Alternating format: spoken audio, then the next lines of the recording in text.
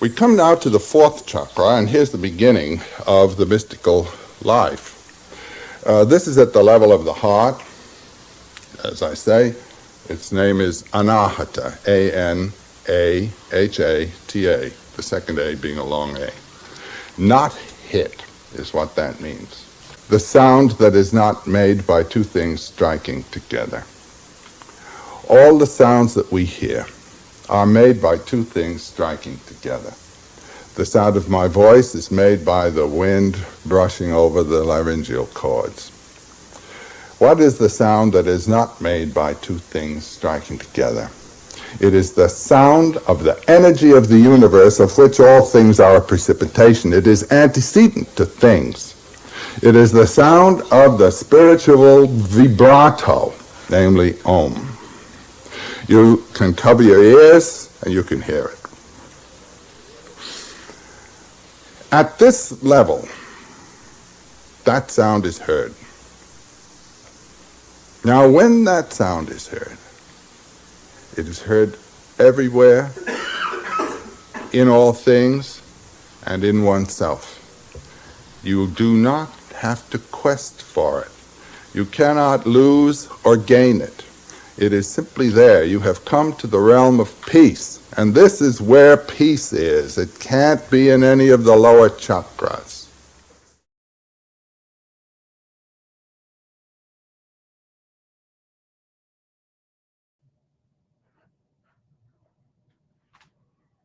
Okay, I think we're here. Let's make sure that everybody's okay and that we got comments and that nobody's been cut off. Okay, hi, Katie Cat. Evan Almighty Revenge. Chuck, I got hypnotized by The Walking Dead. What is this? Show me. I got hypnotized by The Walking Dead episodes. They are using witchcraft. I'm not surprised. Hollywood's a evil enterprise. Hi, Lancelot. Welcome. Hi, Splash. This is great. Hello, Jeannie. Howdy from Texas. Hello, Texas.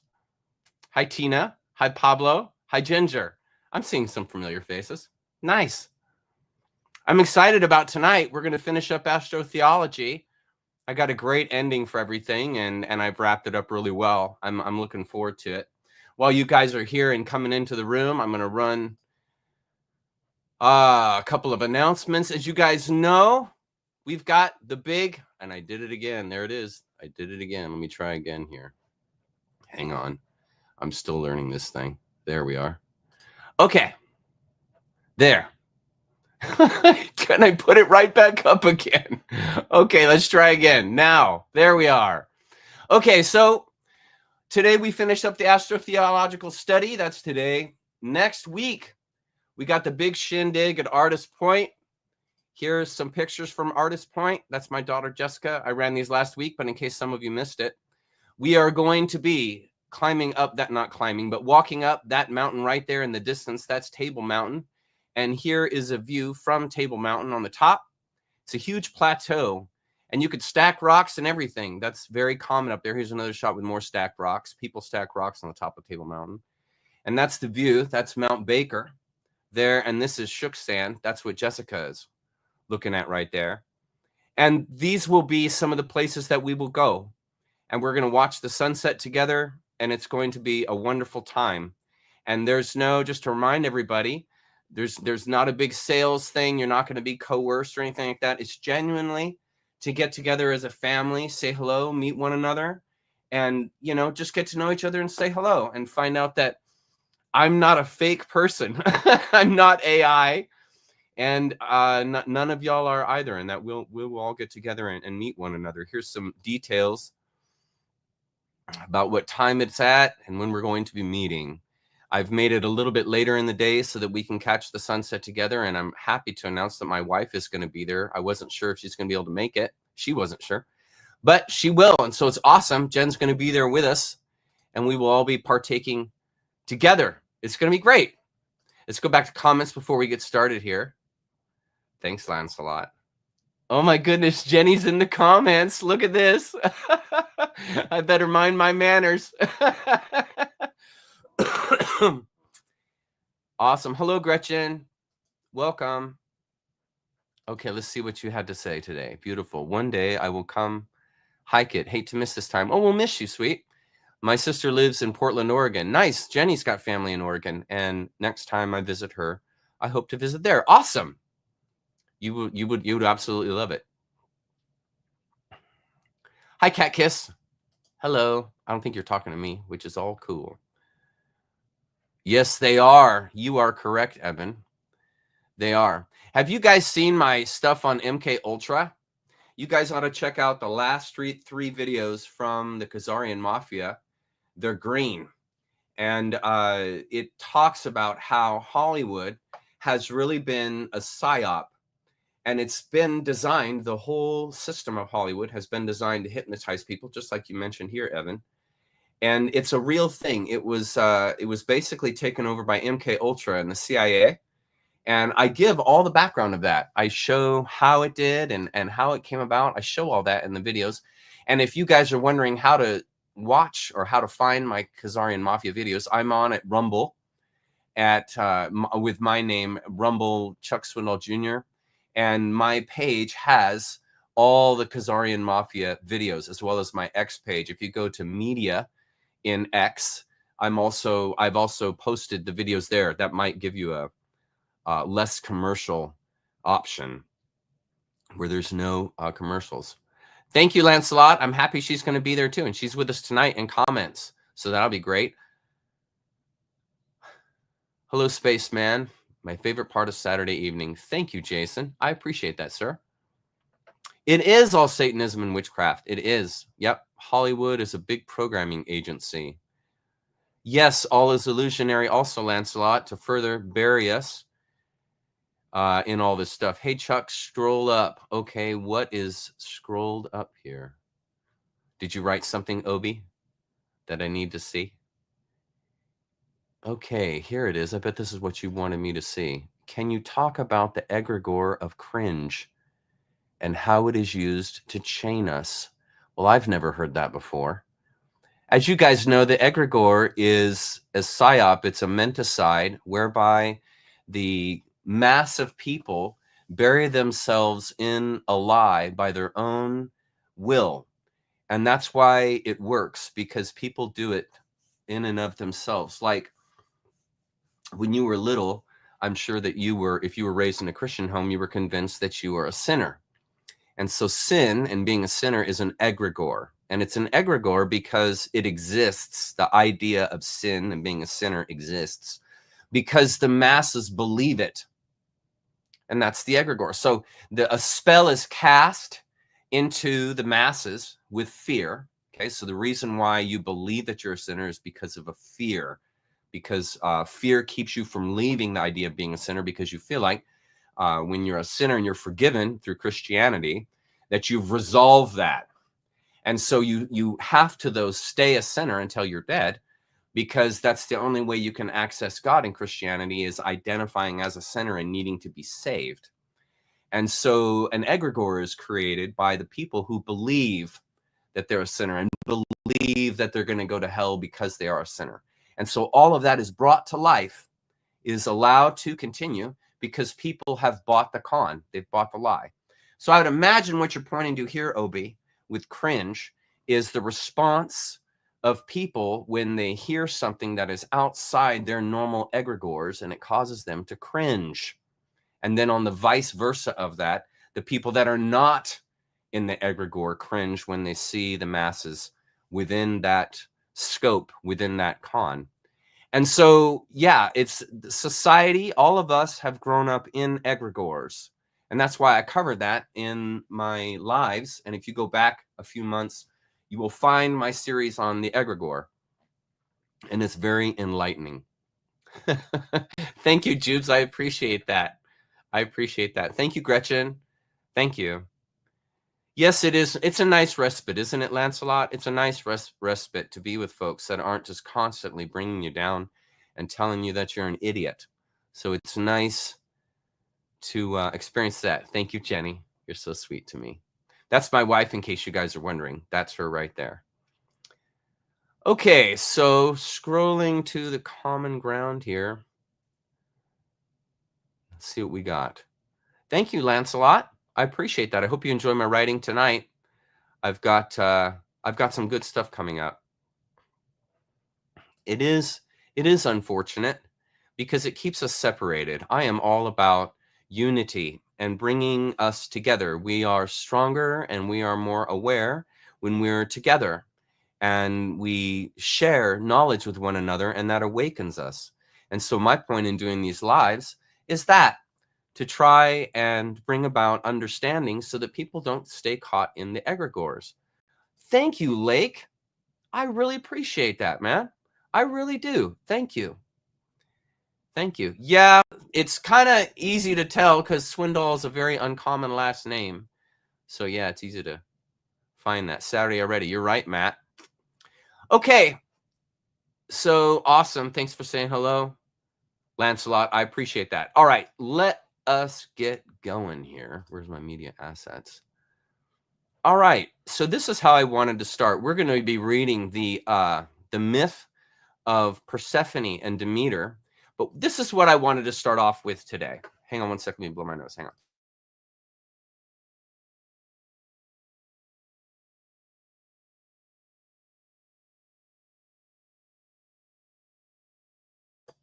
Okay, sorry. Now, this is what I wanted to start off with today. Now, as you guys know, I subscribe to the idea that there is a zodiac, and these are constellations. The zodiac are constellations in the sky that represent energies. And the reason why those animals are used often and people are used often is because this represents the type of energy. Now, we have been in what's called the Pisces age since the beginning of the Catholic Church, right around the turn from BC to AD. And right around there, between there and about 325, we entered into the Pisces age. And there are characteristics within Pisces that I've listed here, and I'll read them to you. Pisces, a water sign, is characterized by empathy, intuition, creativity, and sensitivity, often displaying a dreamy, compassionate nature with a deep connection to spirituality and imagination, though sometimes prone to escapism and emotional vulnerability. Now, think for a moment, put on your thinking caps, and think for a moment, do these descriptions of Pisces emulate the world that we're in? In my opinion, they do. Okay, so look at it from a religious perspective. Now, what is a real deep concern of Christianity? Empathy is. Because empathy is what is offered to the sinner. Because everyone has been doomed to be a sinner in the Pisces age by the Catholic Church, everyone needs empathy. And then they need creativity and intuition to go along with that empathy to begin to make sense of things. You see, and then you get a dreamy, compassionate nature. Now think about what the religions are. The Western religions are. They're dreamy, are they not? The whole thing, all of Western religion is created in the mind. So you imagine yourself to be a sinner. You imagine Jesus, the icon of Christianity. You imagine this world that he lived in, right? And his compassionate nature with a deep connection to spirituality and imagination, again, because all of Christianity happens in the imagination. Okay, what I'm trying to do is render to you that this energy of Pisces very well legitimizes or makes sense of the world that we're in, does it not? And it's really been shaped by the imagery and the energy that is offered by the Pisces. All right, two sides to things, the renewal side, and so on and so forth. Now look at this. So now we're walking into the Aquarius age, according to folks that believe in the Zodiac or subscribe to Zodiac. And listen to what the description is for Aries. This is very insightful. Aries, an air sign, that's the mind, is characterized by independence. You see how that's different than Pisces? You're not going to find independence there. But you got strong independence with Aquarius, innovation, intellectual curiosity, and humanitarianism, often displaying a progressive eccentric nature with a strong focus on individuality and social change. Does that sound familiar? Though sometimes appearing detached or unpredictable.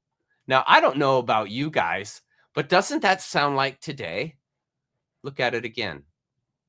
Are we not moving to a more independent stature, meaning that religion is dying? We're leaving the idea of all of us agreeing on spirituality, on all of us agreeing on things so that we have cohesion. And we're moving into this more independent, tolerant age of intellectual curiosity. And what do you see all over, or I should say some parts of the internet, what I'm trying to do here is a humanitarian effort, humanitarianism. And where does that come from? Compassion. And why do we have more compassion? Because we are identifying with one another through introspection and sharing knowledge with one another. And then I can identify with you in ways, and you can identify with me, because we see things in the world similarly, not the same, but similarly. And this helps us find a common ground to speak upon, so that what you're looking at and what I'm looking at, we see in a similar way. And this brings about empathy and compassion, right? Because we are identifying. It is through identifying that I find appropriate behavior, through seeing myself in the world and seeing myself being reflected from the world, not in a narcissistic sense, but in the sense of unity, in the sense of oneness. We're all in this together. And I thought, isn't it profound how well these render our current situation? See, the energy of Pisces is leaving, and we're moving into Aquarian energy, which is a different type of energy. It's more mental, whereas Pisces is more about water and flow, you see. But here in Aquarius, we are mentally sharpening, are we not? We're mentally sharpening. And so this is that process. You are in the process of mentally sharpening right now. That's what you're doing by watching crazy people like me and engaging in the sort of the quote unquote wrong side of the railroad track. You allow yourself a perspective that everybody who's stuck on the railroad track doesn't see. But because you've stepped off the train of the average, the usual, and you've taken initiative through your own self-identity, through becoming out of that old age, right? By stepping off the train, you allow yourself now a different path, a different way and means of seeing the world. And you're no longer being carried along by a belief system, but you've set out on your own like a pioneer. And you've set sail into the ocean of the unknown. And the reason why you're waking up is because you're becoming aware of the stuff that you would have never seen had you stayed on the tracks.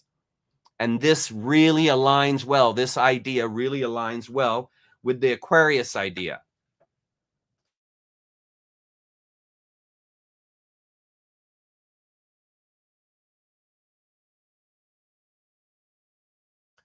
Okay.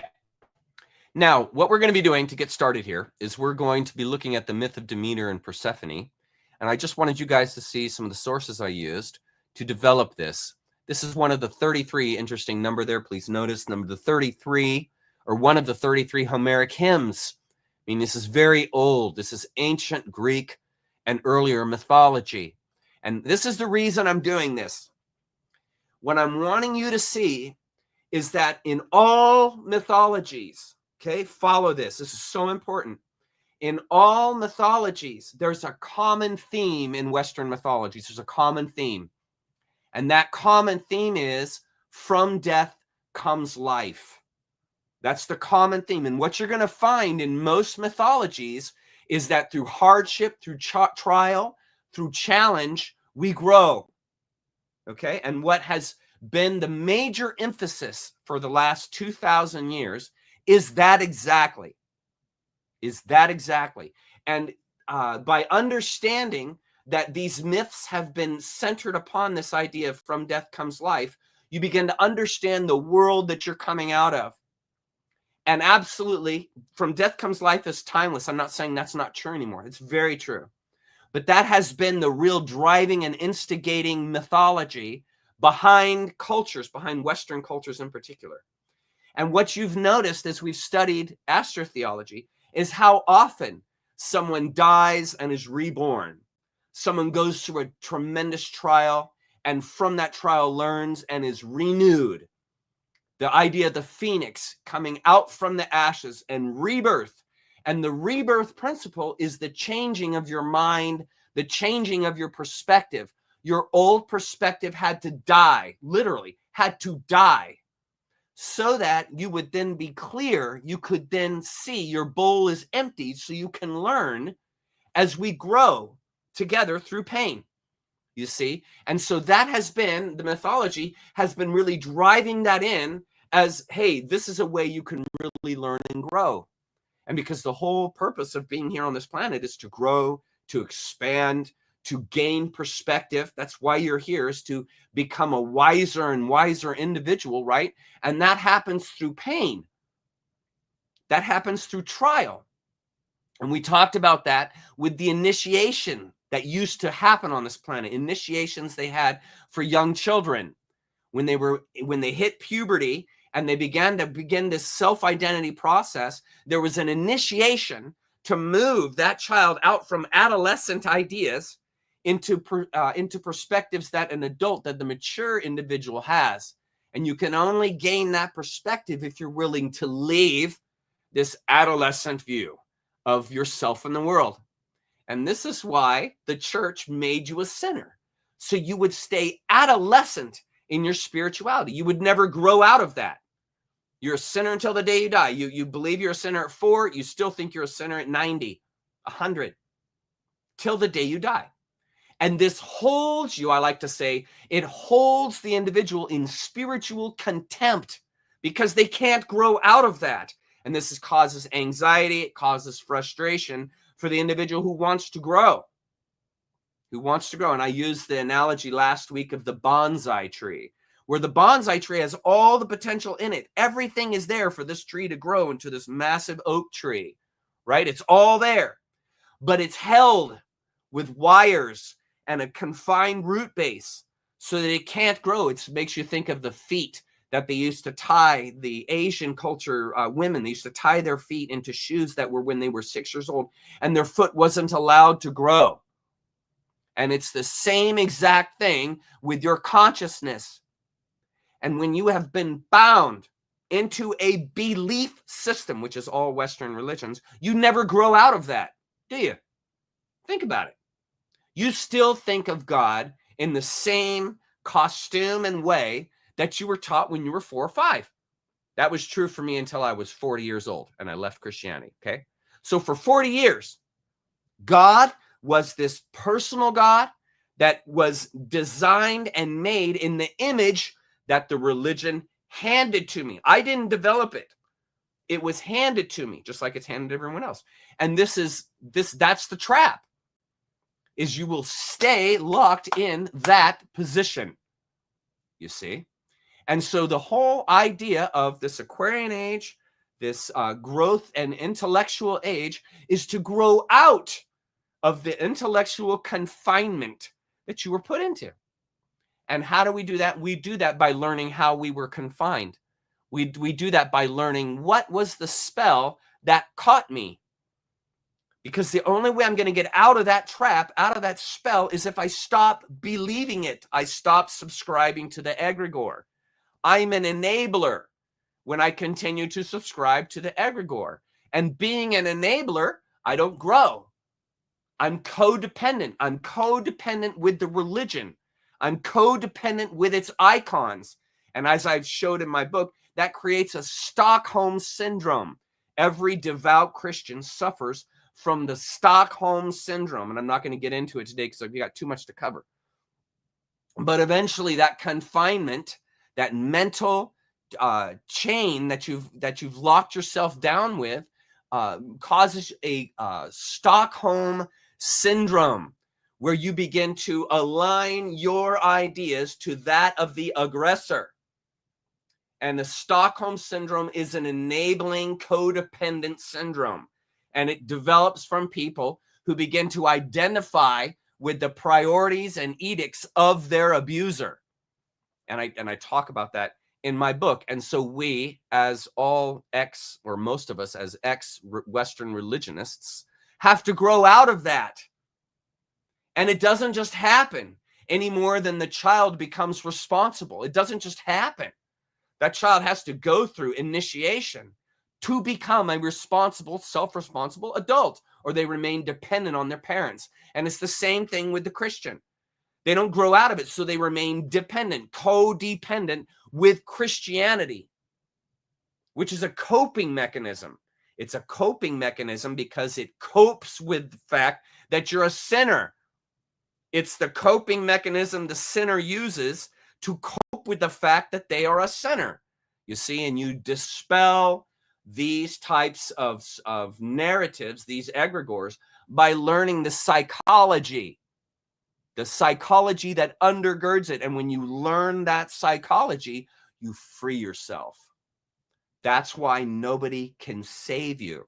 The Great Awakening is a self-exploratory adventure. You don't have a leader.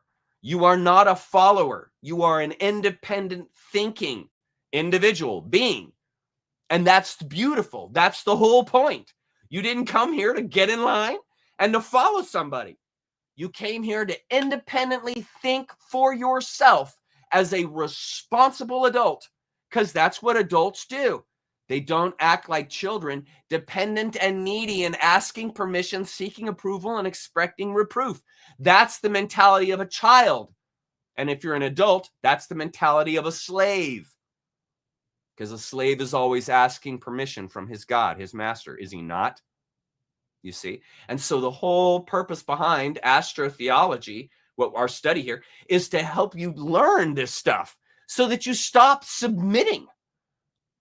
Literally, so that you stop submitting to the con and learn how to think differently, how to think outside the train, outside the tracks, because that's where independence is. You're not going to find independence in the coach car with everyone who thinks and says the things that you like to hear, all your friends and so forth.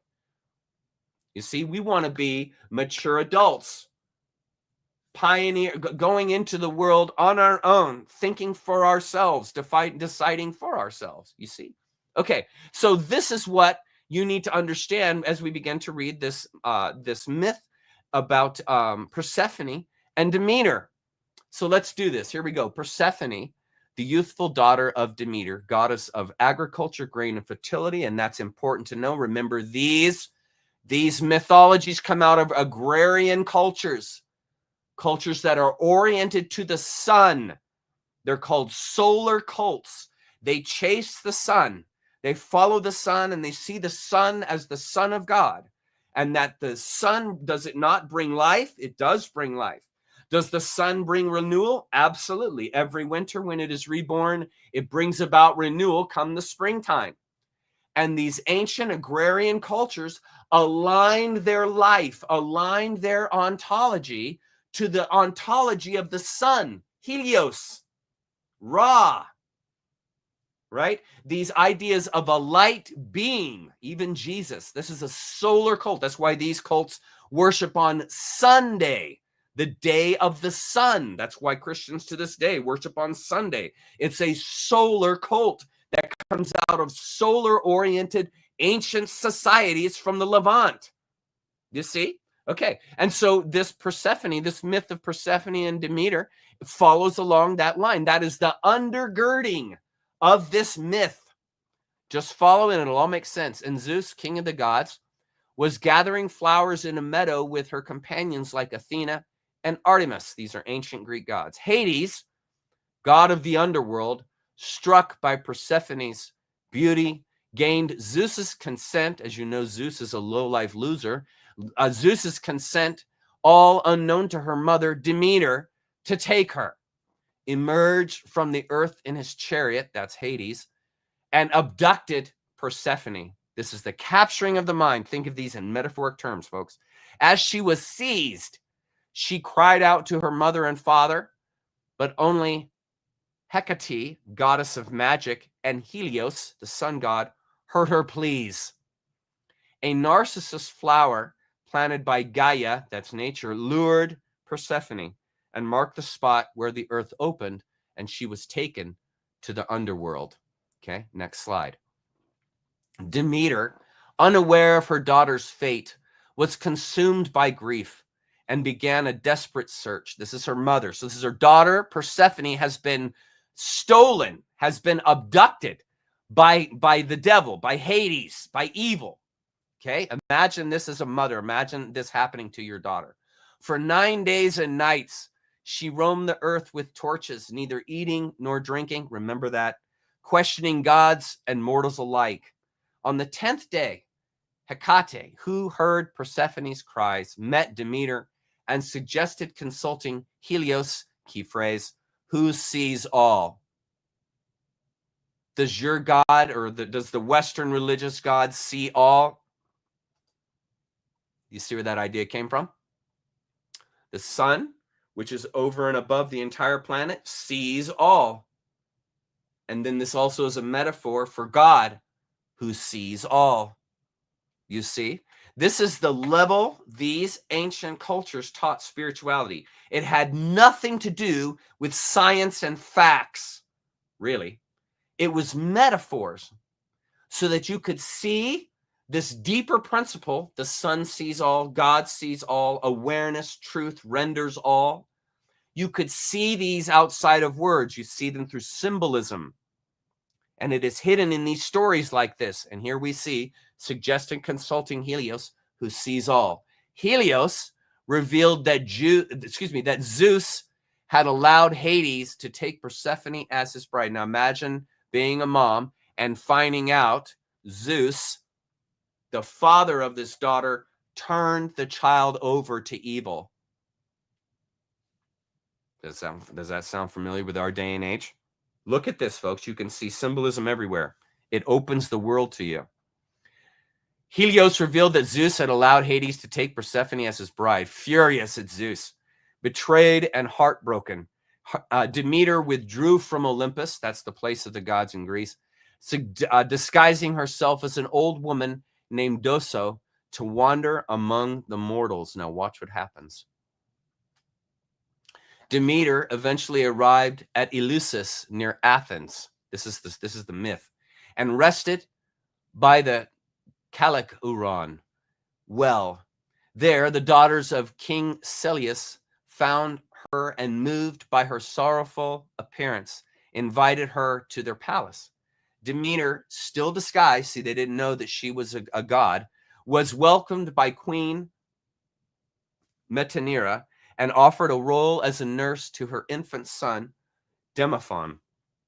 Grateful, now follow this, grateful but grieving, Demeter refused wine but accepted Kikion.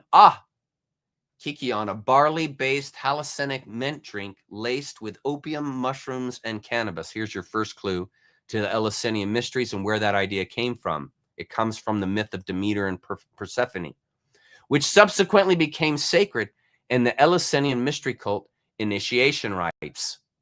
Next slide. Here. While nursing Demophon, Demeter sought to make him immortal. See, this is a grieving mother who has lost her child. And so she's going to make this mortal child an immortal by anointing him with ambrosia and placing him in a fire each night to burn away his mortality. Now, remember, this is metaphors. Okay, he's not, Demeter is not literally burning this child. What are they doing? Calcination. Remember calcination in alchemy. The burning away of that in your mind that keeps you grounded in the dualistic realm. The burning away of the illusions that you have bought into. This is the idea of calcination. The burning away to ash that which has always kept you bound. Okay, and you see this happening right here in the myth. We're not the only ones who partake in such an idea. So did the gods. That's where the idea comes from. You see, you begin to see yourself in all this. One night, Metanira saw this and screamed in fear, interrupting the ritual. Angered. See, this is the mercilessness of nature. Remember, Demeter represents nature, harvest, fertility. Okay, Demeter revealed her divine identity, declaring she would have made Demophon immortal, but now he would remain mortal. Now, this is a lesson right here, right there. Nature's merciless. the mother of this young child comes in and sees this episode, this ritual happening, and she freaks, and she breaks the moment, the energy of the moment, which angers Demeter. And what happens? Her son now is not going to be an immortal. And she essentially, she just was reacting. But you see, it's because she didn't know. She didn't know the deeper sense. And so she freaked when she saw what she saw. But she is still held accountable. And Demeter communicates to her, sorry, it doesn't matter that you didn't know. You're still going to have to live with the consequences of freaking out. This is a really key insight, because what's happening right now in the world? There are tests underway, and there are people who have failed those tests, you see, and they are still held responsible, even though they thought they were doing the right thing. Think of how many people got the jab thinking they were doing the right thing. But guess what? They believe the con about those jabs. And guess what? Nature still holds them accountable. They still have the stuff in their veins. They're still held accountable.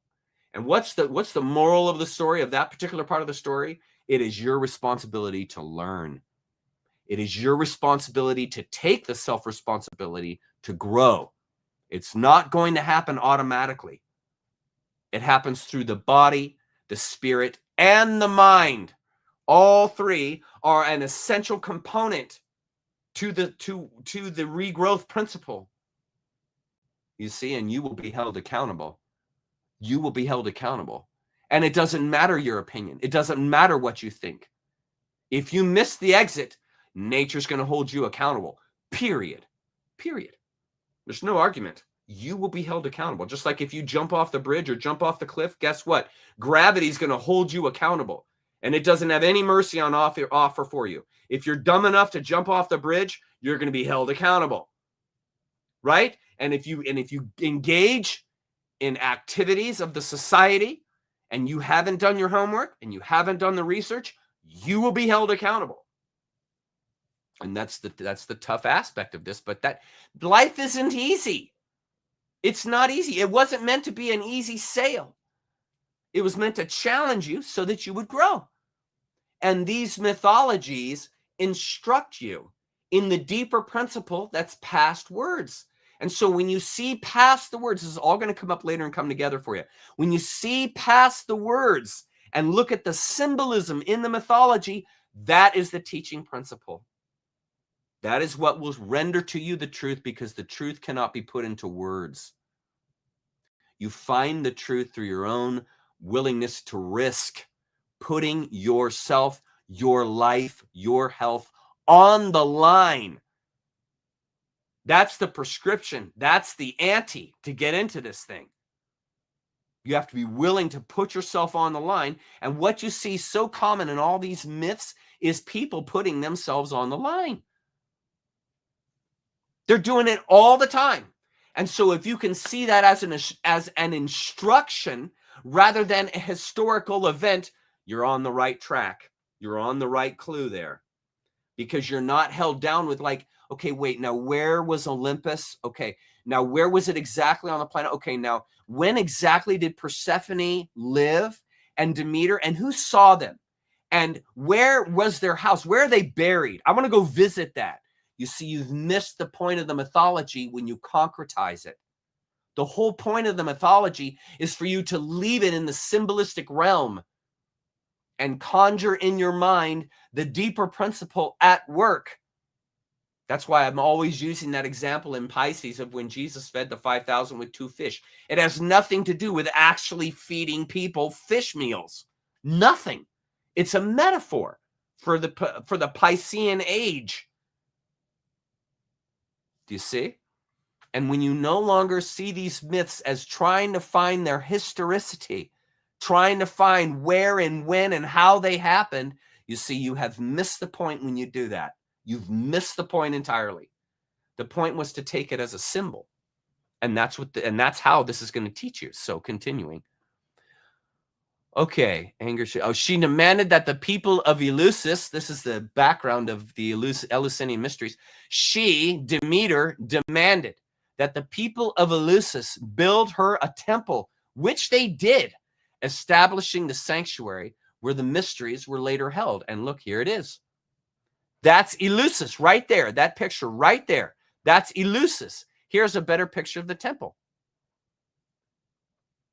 Let me tell you a little bit about the Eleusinian mysteries. They happened once per year. And you could only go one time in your entire life. And it was open to the public. These were mysteries that were carried out for almost 2,000 years. They started. The Eleusinian mysteries is not a myth. It actually happened. The Eleusinian mysteries started in 1600 BC. BC, 1600.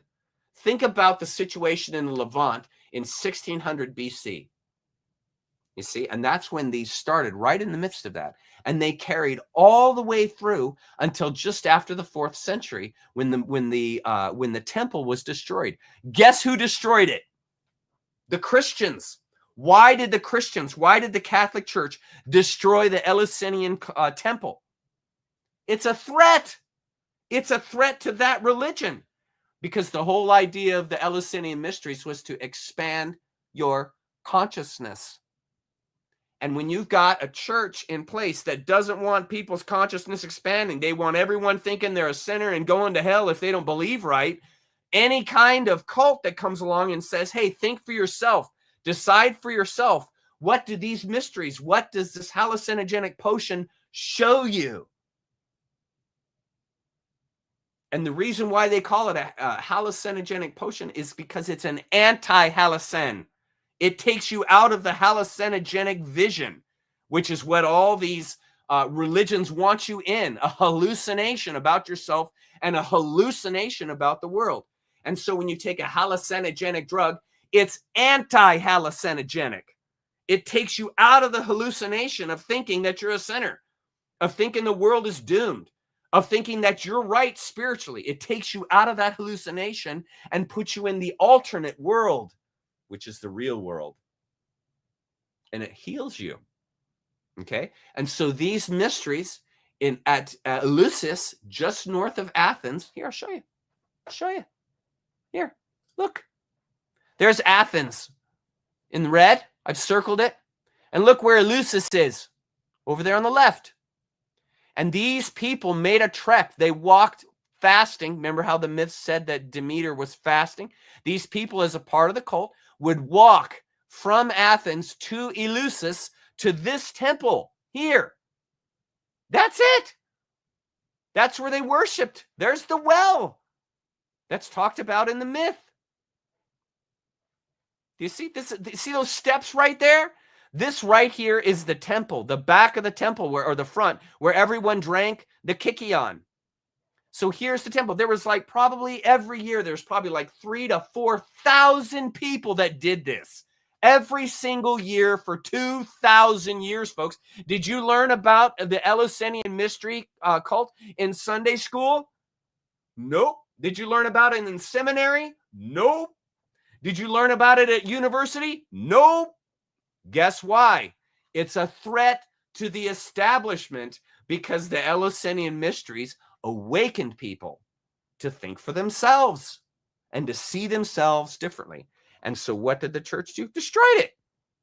Destroyed it. Turned it into rubble. That's the work of Christianity right there. You're looking at it. Totally destroyed the threat. Totally destroyed it. And so they met in that temple right there, and they would drink the elixir, the kykeon elixir, in this temple right here. They drank it.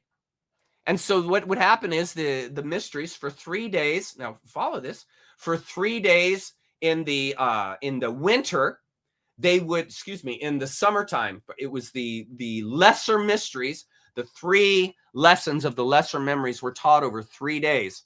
And this involved people going into the Mediterranean and bathing. Now, sorry that I don't want to offend anybody, but they would bathe in blood. They would bathe in pig's blood. And this was seen as a death, the death of the self, the death of the smaller ideas that have kept you locked down in your understanding of the world. And so one of the first processes was a baptism in blood. But they're not worshiping the devil. They're not worshiping evil. They are baptizing themselves to move out of that realm of negative thinking, of negative thoughts about oneself. They are baptizing themselves out of that idea that was been instilled in them. And the beginning of the mysteries, the first lessons of the mysteries, was to baptize you in knowledge, to baptize you in blood, so that you would move out of the adolescent state. This is the death of the self. These are just closer to barbarianism. The further back we get in time, the more barbaric people were. You have to understand this. And so their rituals, their mysteries would be considered obscene in today's society. So you have to understand these people are doing this to move out of these hallucinogenic states that they've lived in their entire life. And doing something like that begins to change your mind because you're engaging in a very odd behavior. You're engaging in a ritual that is going to change your perspective. And granted, I mean, is it not a bloodbath that we're in right now? I mean, think about society right now. Think of what's happening in society. Are we not in the midst of a bloodbath? Think of your ontology and all the things you believed at one time are all being ripped away from you mercilessly, ripped out of you. Look at the way that I talk on these lives. Pure heresy, liquid heresy. And this baptizes you in an alternate knowledge which awakens you. And it's a bloody ordeal because, man, it's costly to lose these things, meaning to lose your old way. It's costly to leave your friends and family in the way that you once knew them. It's costly. It's alienating, is it not? Is it not difficult to do? Doesn't that isolation, isn't that tough to walk through? And you have to walk through it with total acceptance, without resistance. Remember the ball in the stream. Experience to experience to experience to experience with no resistance. And so the Eleusinian mysteries was initiating people into this alternate understanding of oneself. And one of the first things that happens is you baptize yourself in blood. And they had the people. You brought your own sacrifice. You created your own altar. You did this all on your own. And they would just simply have guides which would help walk you through it. But you are doing the initiation rites. In other words, you are saving yourself. Okay, and so the first portion of the Eleusinian mysteries was that. The first three lesser mysteries was realizing I'm in a hallucination. I need to move out of this dualistic world I've been living in and move to this oneness idea and the spiritual world that will feed me the rest of my life, because it's not a needy asking permission nonsense. Okay, and so the Eleusinian mysteries was the beginning of teaching people how to think for themselves.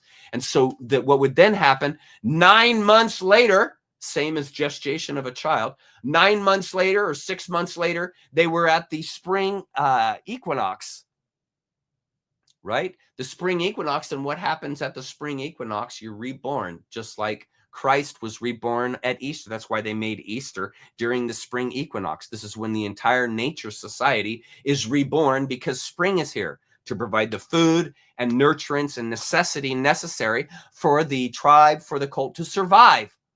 This is celebration. And so the 9 mysteries, the second half of the Eleusinian mysteries, took place 6 months later. And in those 9 days, at the end of that trial, that initiation, you would drink the kykeon, and you would drink it in this temple right here. And you would have a hallucinogenic experience, just like smoking DMT, just like drinking ayahuasca. How many of you have smoked DMT or have drank ayahuasca? Then you will understand. If you have, you will understand that that is an initiation rite.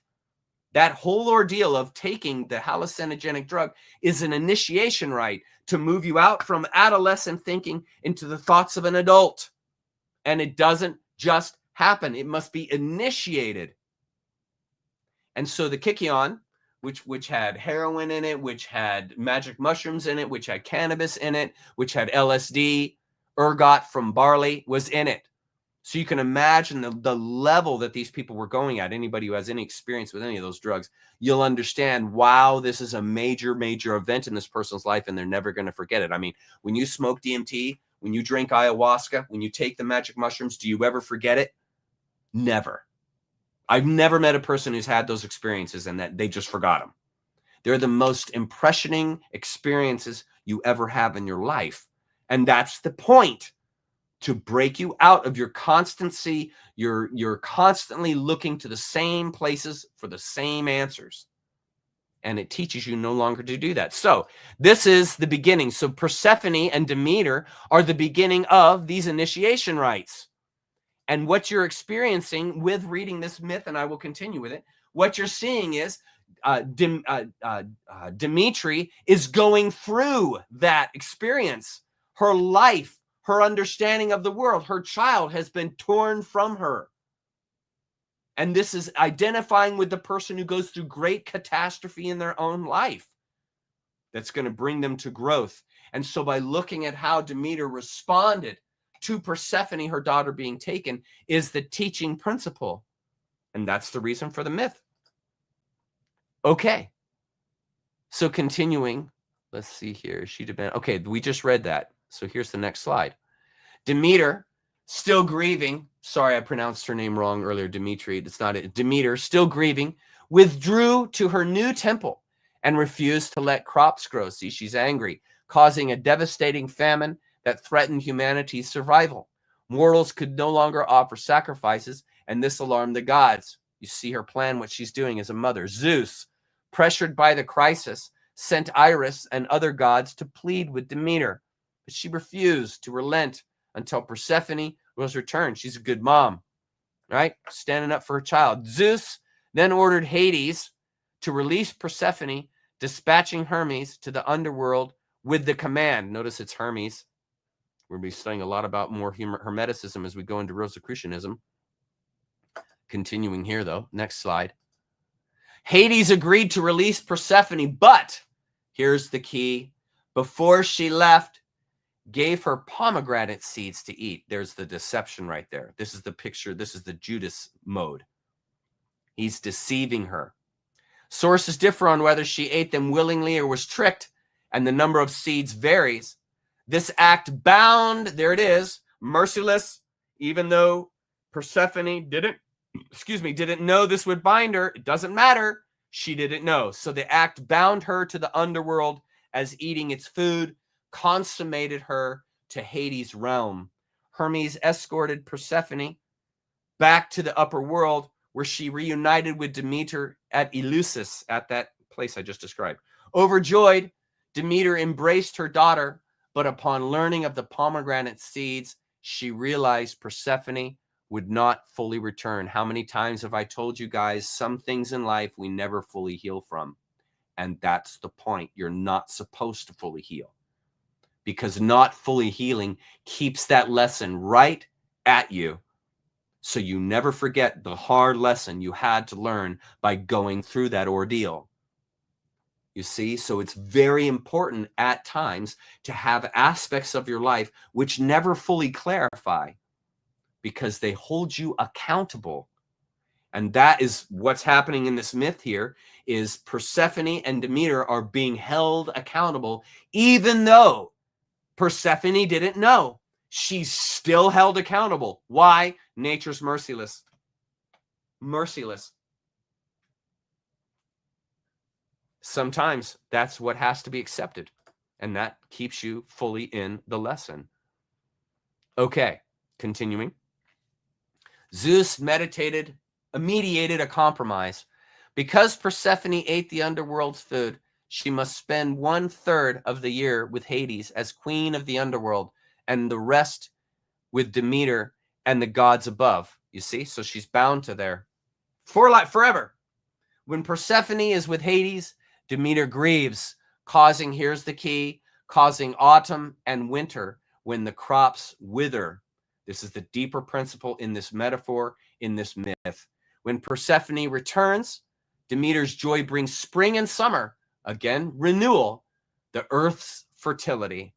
This is the forgiveness that the earth is constantly offering. In other words, time. This cycle explains the seasons and agricultural rhythms. This is how you can begin to understand how time heals wounds. It doesn't heal them completely sometimes, but it helps. And this is the rebirth principle. This is the opportunity for you to grow. You don't have to stay in the muck and mire and tragedy. You have the opportunity to learn from that tragedy and grow. That's called forgiveness. Forgiving yourself. Nobody hands that to you. God doesn't hand that to you. Jesus doesn't hand that to you. Friends don't hand that to you. You hand it to yourself by learning. That's how you forgive, by learning and growing so you don't make the mistake again. That's forgiveness. Do you see? And this is, time offers this forever. See, it's a totally different concept. You no longer have this crutch of an idea of leaning on someone else to bring the forgiveness to you. You now lean on yourself, your own self-responsibility. And that's the last thing the church wants, because it wants you staying an adolescent, asking forgiveness, seeking approval, expecting reproof. The mind of a child, of an adolescent. You never grow out of that. And this is the lesson this myth is trying to teach you, in that stop looking outside yourself for answers, friend. They come from within through realization. And what brings you the realization? The myths, the stories that teach you the deeper principle that's past words. The whole point of religion, the whole point of these myths isn't to capture you. The original point of religion was not to capture you. It was to set you free, to think for yourself. That's what was happening in these nature cults. They weren't trying to get all these people to think the same. They were trying to help them understand there is a huge principle of nature that is at work here. And if you align to that, you align to the principles of nature, which will be the principles of the cult. Compassion, restoration, these kinds of things. Oneness. There is deep philosophical meaning available to you through the myths. And if you don't concretize them and try to make them into history, they will speak to you fluently. And they will cut past the idea of concretization, of tying things down into time. And they become timeless symbols and metaphors. That's why to this day, to this very day, you can learn principles from the myth of Persephone and Demeter to this day, because it doesn't matter where it is in time. The principle, the teaching principles are timeless. That's how you know it's truth. It never ages. It's timeless. Okay. Agriculture. Okay, here we are. Almost done here with the myth. Before departing Eleusis, Demeter taught humanity the arts of agriculture and established the Eleusinian mysteries, sacred rites to honor her and Persephone.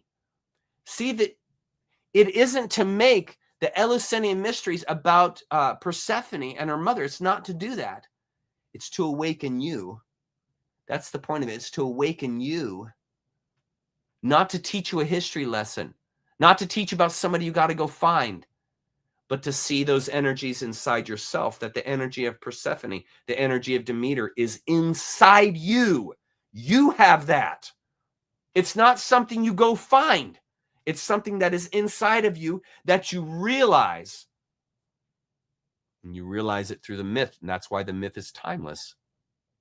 These rituals promise to initiate spiritual insight and a blessed afterlife, reflecting the myth's themes of death, rebirth, and renewal. And what is the whole point of Western religions? Death, rebirth, and renewal. But in Western religions, they're taking it literally. It's not a literal thing. It's a metaphoric thing. And renewal comes from the death of the mind. Not your actual physical death, but the physical death, or excuse me, the mental death of your mind, your ideas, your hallucinations about the world. And those you dismiss when you mature, when you grow, when you see more deeply into the world. Do you see? That's the greater teaching. Now look at this. Key themes and symbolism in the myth.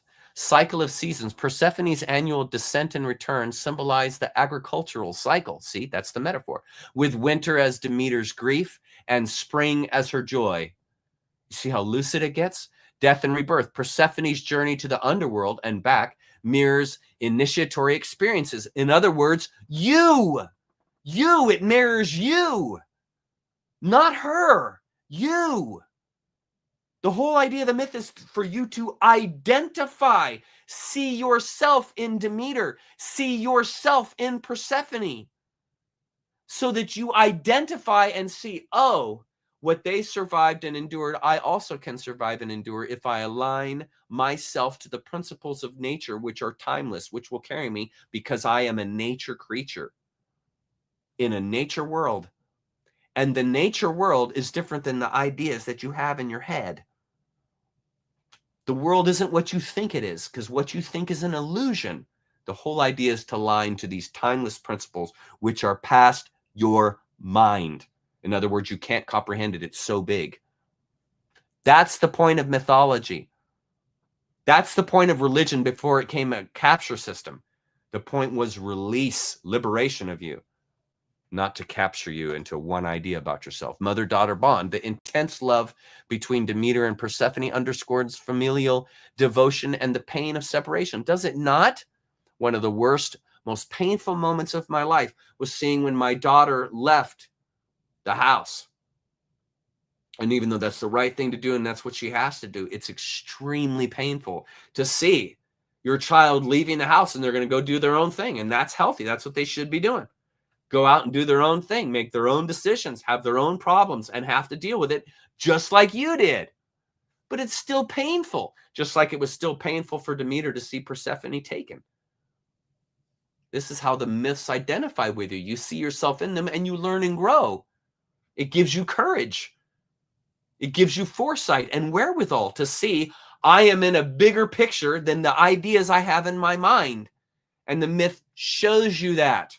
That's what Jesus was doing when he fed the 5,000. He's showing them, folks, you are in the realm of Pisces. You are in a bigger world than what you think. Bigger world. And as long as you see it concretized, you will never see the larger world. Because the world of Pisces isn't something that you eat. It's something that you realize. Here, you clue into the bigger picture. And when you clue into the bigger picture, what happens? Your mind expands. It expands to the picture that you're looking at because you cannot unsee. And therein is, again, another lesson. Pomegranates represent binding choices and the inevitability of death. This must be accorded, folks, as eating underworld food ties Persephone to Hades. And what is happening to you now? Every breath you take is burning you away. You die of rust. You die of oxygenation. You die of oxygen. You oxidize to death. The very breath that you're breathing that gives you life is also burning you away. That has to be accorded. Because then you realize I'm breathing death. Yes, you are. And it is death that is giving you life. You see the heaviness of that. This is the metaphor. This is the metaphor, the deeper principle that is inside of you. And when you realize this, you will grow. You will expand your mind because you realize, holy smokes, the very breath that gives me life is the very breath that is killing me. Come into accord with that and you will grow. No longer see that as a problem, no longer seeing that as something that needs to be fixed, but just that is part of life. That's life. This is to be celebrated. The very fact that I am in the act and participating in the act of my own death awakens me, awakens you, because you see how finite we all are and how finite this is. And that makes it beautiful.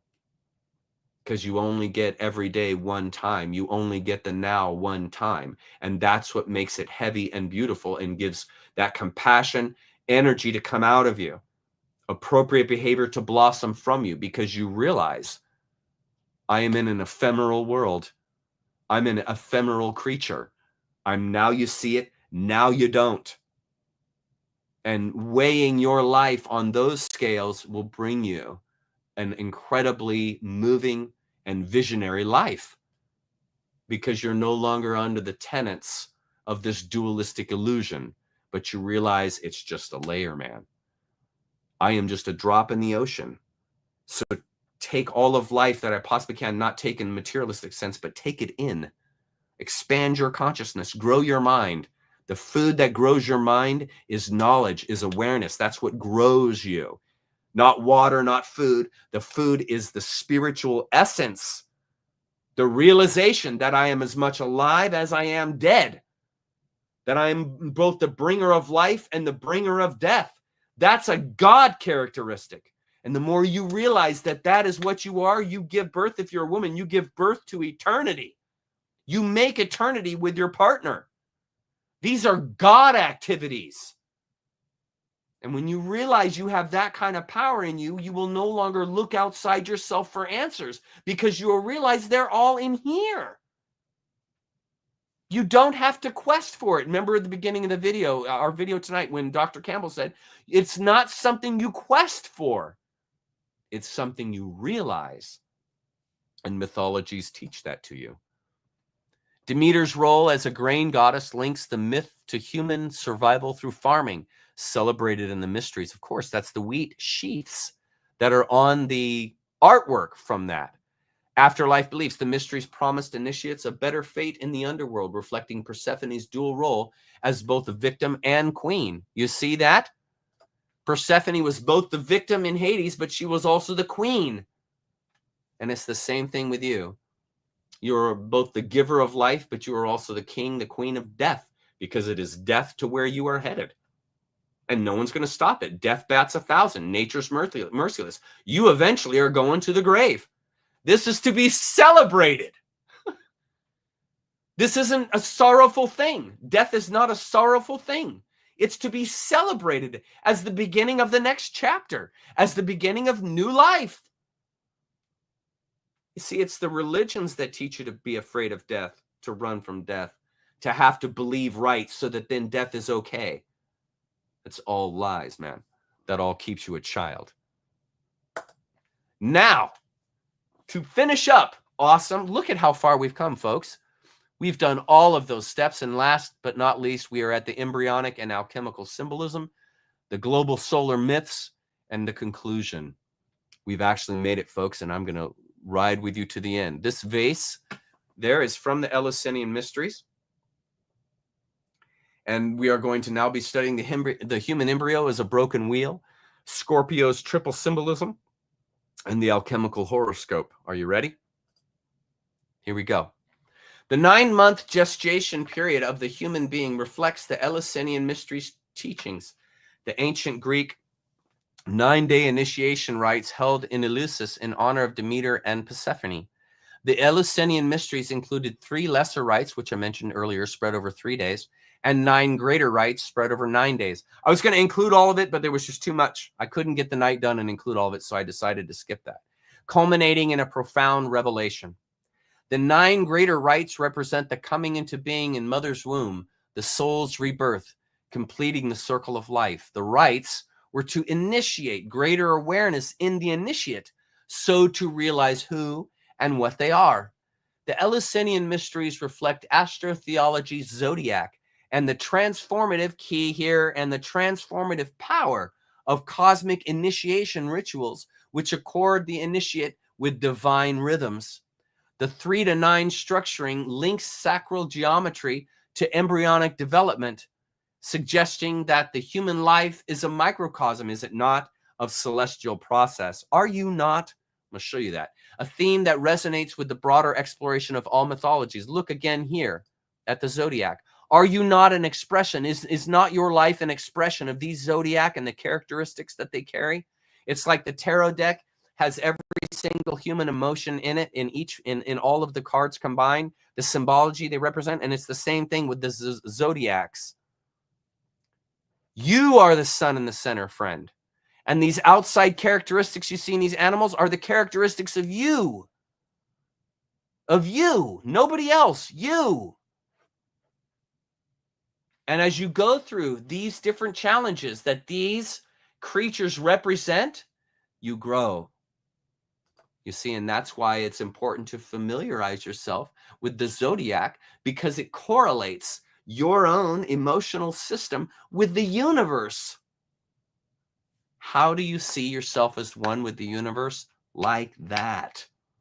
Seeing the constellations and the energies that they represent as the very constellations and energies that represent you and your emotional and feeling system. which you can't control.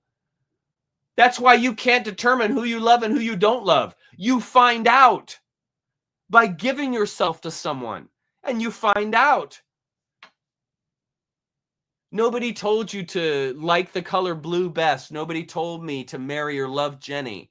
Nobody told me that one of my favorite foods is pizza and lasagna. I love that stuff. I love Italian food. Nobody came and said, hey, Chuck, your favorite food's going to be Italian. No, I found that out by eating food. Do you see? And this is the emotional state. And you never chose any of these things. When you feel angry, did you choose to become angry? No, it happened to you due to whatever situation that you're in. These things happen to you just like the constellations happen to you. Just like you didn't choose when you were born. That happened to you. And when you were developing in your mama's tummy, she was having effect on you. You didn't have any choice in this. And you have characteristics just like your mom and dad. You didn't choose any of that. Life happens to people. That's why I say all the time, the goal is to come into accord with life. To accord it. It doesn't mean you have to like it. You just accord with it. You accept it for what it is. This is life. This is the way that it is. No resistance. Because if I resist, what's that going to cause? Anxiety, sadness, frustration, which is my own choice. You see? And so when I align to these deeper principles, I lose the fear of death. I lose the fear of, oh man, I've totally blown it. No, you haven't. You're just learning. You're just learning. And we're going to have to walk through the consequences of your choice, but that's beautiful because that's how we grow. Okay, I think the point is made. Okay, next slide. Do you guys want to ask any questions? Here, we'll remember that I'm on slide. Let's see, I'm on slide 32. So what I'm going to do is I'm going to go to media assets, or excuse me, comments. Scroll to the bottom. Do you guys have any questions? I'm in chat now. I love this kind of stuff right here. Oh my God, I found out that green grapes with lemon juice pureed into sorbet is yummy. I love it. You guys are talking like that in chat. Look at this. Go for it, KG. I love it. Look at you guys. This is fantastic. Okay, Obi. Good question. I'll give you a quick rundown. So I healed from cancer naturally. The reason that I chose the way that I did with cancer was because before I had cancer, I knew, I had found out and discovered that the entire cancer world is an industry in Western medicine. Western medicine isn't interested in healing anybody from cancer. They're interested in treating people with cancer. That's why they give people chemo. It's not to heal you of cancer. It's to treat the cancer. Not to heal you of it, because chemo is going to give you cancer down the road because it poisons your liver. You were never designed or built to digest radiation. That's why radiation makes you sick. And so when you get radiated in chemotherapy, that radiates your liver, and your liver absorbs the radiation molecules that your corpuscles, your red corpuscles, pick up as they travel through your body. And so they will pick up those radiation molecules and carry them to your liver for processing. But bummer, Bob, your liver does not process radiation. This is why people, years later, after they've gotten the chemo, get cancer again. No, they never got rid of the cancer. They always had it. It's just that the radiation now has further poisoned their body, and so they're going to get more sick. But they never, and this is what Western medicine fails at, they do not address why you got the cancer. They'll address the flowering of the cancer, which is the tumor, but they will never address why you grew that tumor.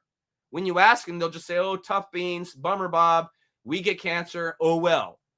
They don't tell you, well, it's because of all the poison in the food. It's because of the poisonous air that you're breathing. It's because of the poisonous mind crap that they're feeding you through Hollywood and through religion. They poison your mind, they poison your body, and they poison your spirit. In fact, and so if you do not address the reasons why you got the cancer, you will either stay with the same cancer that you have, or you'll just get more cancer down the road. You must get rid of the reasons why you got the cancer, why you got sick. And there are reasons. It's not happenstance. It's not chance. There's actual reasons for it, because you were not born in this world to get cancer. That's not why you came here. But you contract cancer with poor choices, inawareness, not knowing that the medical system isn't here to help you, not knowing that you're going to have to engage in detox. That's why you get the cancer. And so what I did when I contracted cancer was the very, very first thing I did was reject all Western medicine. As a first step I did, as a best step I took, I rejected all Western medicine, all Western advice, because that system is not there to heal me. It's there to keep me trapped, to keep me sick. There's no money in healing people. There's no money in dead people. There's money in keeping people sick. That's where the money is. So guess what Western medicine does? It focuses on where the money is, and the money is in people who are sick. So the first thing I did was reject Western medicine. The second thing I did, find out, Chuck, why did you get the cancer? Why do I have cancer? That seems like a pretty logical question to ask. Why do I have cancer? And my naturopathic doctor and my Eastern medicine doctor and my enzymologist told me why I got cancer. And they did it all without any biopsy. Do you know how they did it? Energy. My Eastern practicing doctor, Dr. Chen, Dr. Jedi Chen, Alan Chen, who is in Plano right now, Texas. If you're in Plano, Texas, if you have the money, go and see Dr. Chen.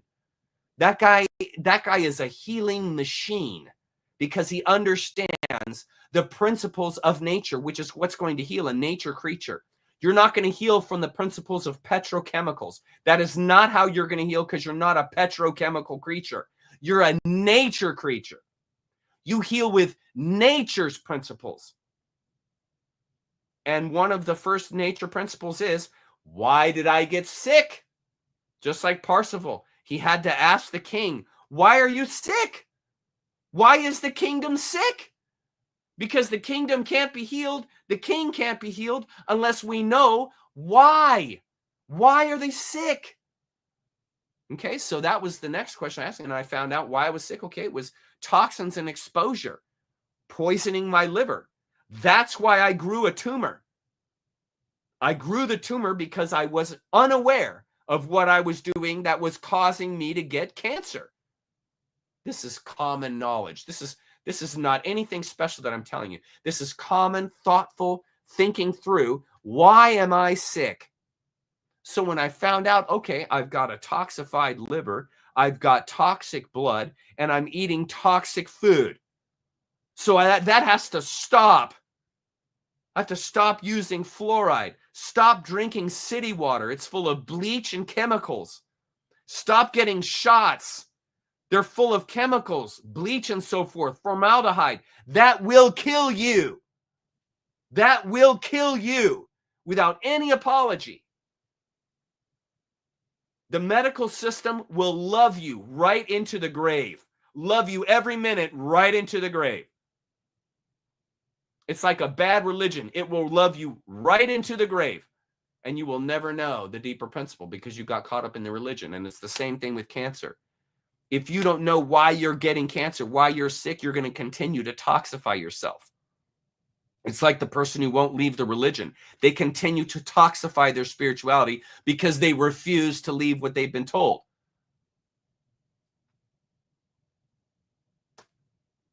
So with cancer, then I started seeing doctors that were oriented to nature. So I saw a naturopathic doctor because naturopathic doctors are trained in nutrition.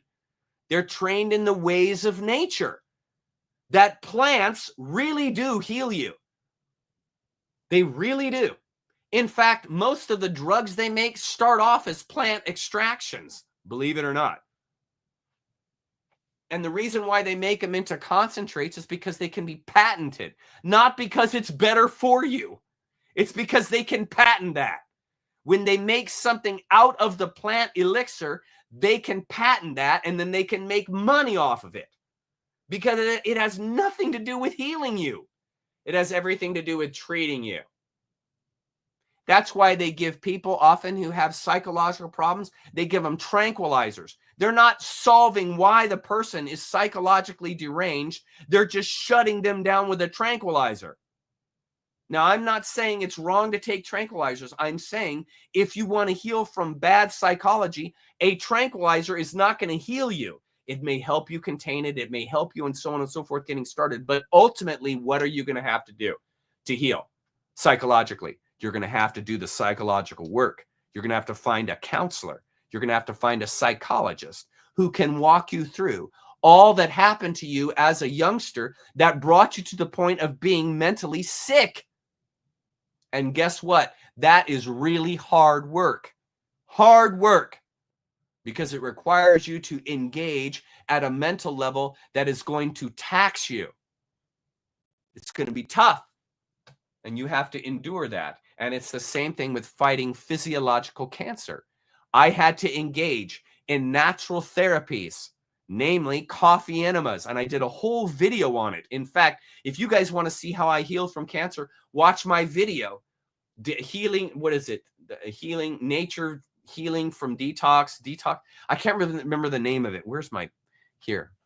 If you go to my page, I'll show you. I'll tell you the name of the video on my page. Go to my page and then click on videos. There. It's right there. Click on videos. It's right there. It's called The Way of Detox. And that video, I lay out everything I did to heal from cancer. Everything. So I did coffee enemas. I saw a acupuncturist. What does an acupuncturist do? They do miracles. They ignite your electromagnetic system. When they put those stainless steel pins in your body, they're tapping into the meridian section, which is your energy, energies in your body that animate you. The meridian system, and it is tied into all your organs. It's tied into your brain. It's tied into your blood, everything. And so when they put stainless steel pins into your meridian centers, this ignites, this brings, this sucks in the energy that's outside your body in through the stainless steel pin directly into your meridians, which ignites your meridians with energy, which heals you. That's what they do. The acupuncturist. So that was key. That was one of the things I did. I took essential oils. I applied essential oils to my body and I drank them. And what this does is put healing constituents like sesquiterpenes. It will put sesquiterpenes into your bloodstream. What does sesquiterpenes do? They heal cancerous cells. Excuse me. They heal cancerous cells. That's what sesquiterpenes do. They give the cancerous cell the constituents it needs to heal itself. And then coffee enemas detox your liver. Your liver fills with toxified stuff that you've been eating and exposed to, and it turns it into bile. And then the coffee enema causes peristalsis, which is a pumping action, and it pumps out the bile from your liver, which loads that bile down into your large intestine or your small intestine. And when that bile hits your small intestine, it triggers glutathione S-transferase enzymes, and it increases them by 700% every single time you do a coffee enema. Guess what glutathione S-transferase enzymes do? They eat cancer cells. They eat cancer cells. And every time you do a coffee enema, you increase the level of those things in your bloodstream by 700%. Guess what is feeding your tumor? Your blood. Well, if your blood is full of glutathione S-transferase enzymes, guess what? That blood is like a smart bomb, and it's bringing in the smart bombs, namely the GST enzymes, who then go into the tumor and eat the cancer cells. Nature at work. Nature at work, your immune system at work. That was another thing that you do, is you ignite your immune system. How do you do that? Drinking coffee or excuse me, drinking apple cider vinegar, which is filled with living enzymes that eat cancer cells, that ignite your immune system and make you basic alkaline. Because when you're acidic, that feeds the cancer cells. You want to be in an alkaline state. I stopped eating sugar entirely. All sugar, gone. Eliminate sugar from your diet. No more sugar. Sugar feeds, glucose feeds the tumor. They eat that. Cancer cells love free radicals in your bloodstream. They love sugar, free sugar in your bloodstream. And they readily eat it. And so you have to eliminate glucose. You have to eliminate sugar from your diet so you starve the cancer cells. That's another thing you do, is fasting. And fasting ignites your immune system. There are dozens and dozens and dozens of therapies that you can engage that your naturopathic doctor will tell you that will heal you. So you will self-heal.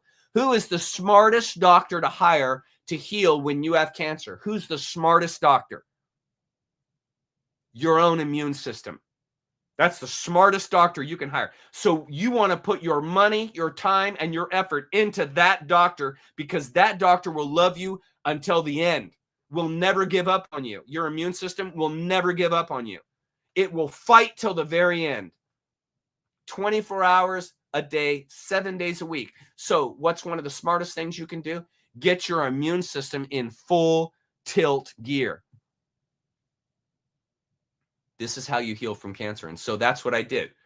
I engaged all these different natural therapies. I took enzymes. I did coffee enemas. I consumed plant medicines and essential oils.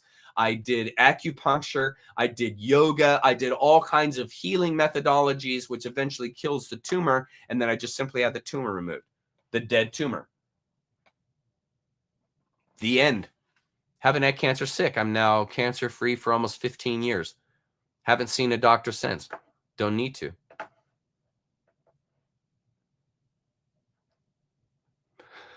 Melissa, you are funny. Thank you for that, Melissa. That was great.